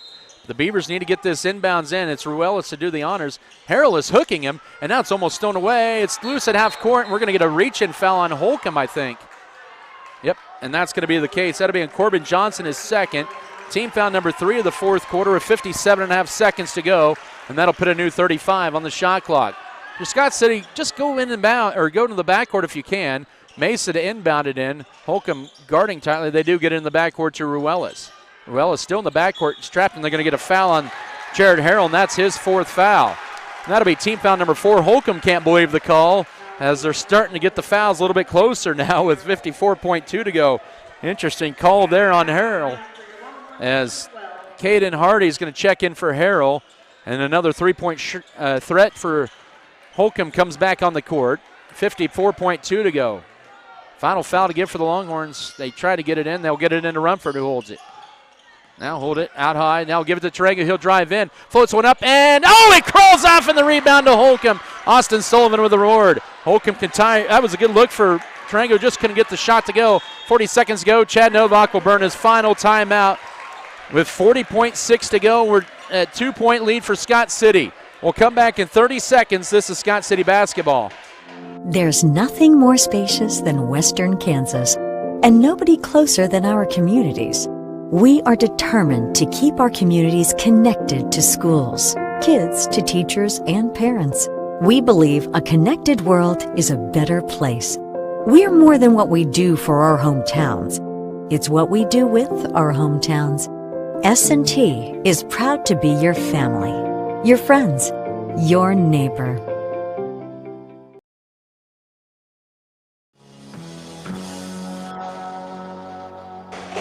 We've got a nail-biter here in Holcomb tonight. 52-50. Scott City hanging on to a 2-point lead. Holcomb will have the ball with 40.6 seconds to go. The Longhorns are out of timeout. Scott City has 2 remaining. Both teams are in the bonus. And I believe the possession now, if we do have a tie-up, favors Holcomb. For Scott City, you don't want to foul.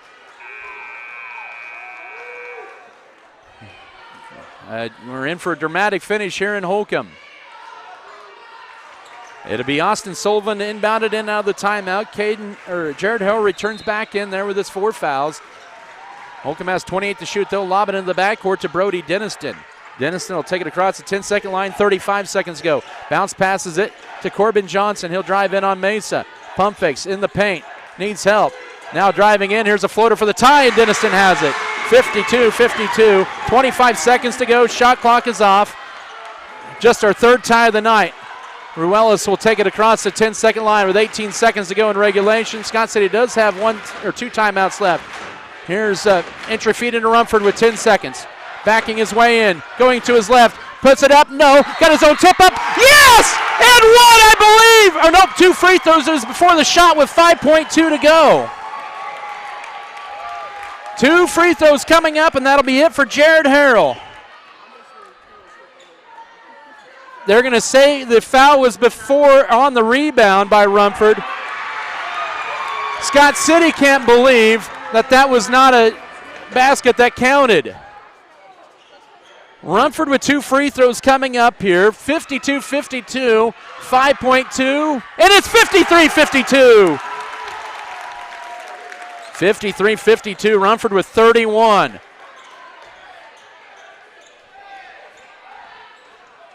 Second official timeout here. If that's on Harrell, he has to exit the ball game. Harrell is still out there. He needs to exit the ball game. He has 5 fouls. Now they finally let it be known that he has 5 fouls. Holcomb will bring in a sub, Landon Leonard. Oh, my. If you're not on the seats, I don't know what you're doing. 5.2 to go, 53-52. Scott City up by a point. Rumford's free throw. Yes! 54-52. Don't foul if you're Scott City. Here's Denniston with 4 seconds with 3, with 2. Denniston's layup for the tie. And bounce off! And Scott City comes out of here with a victory for the first time since 2020.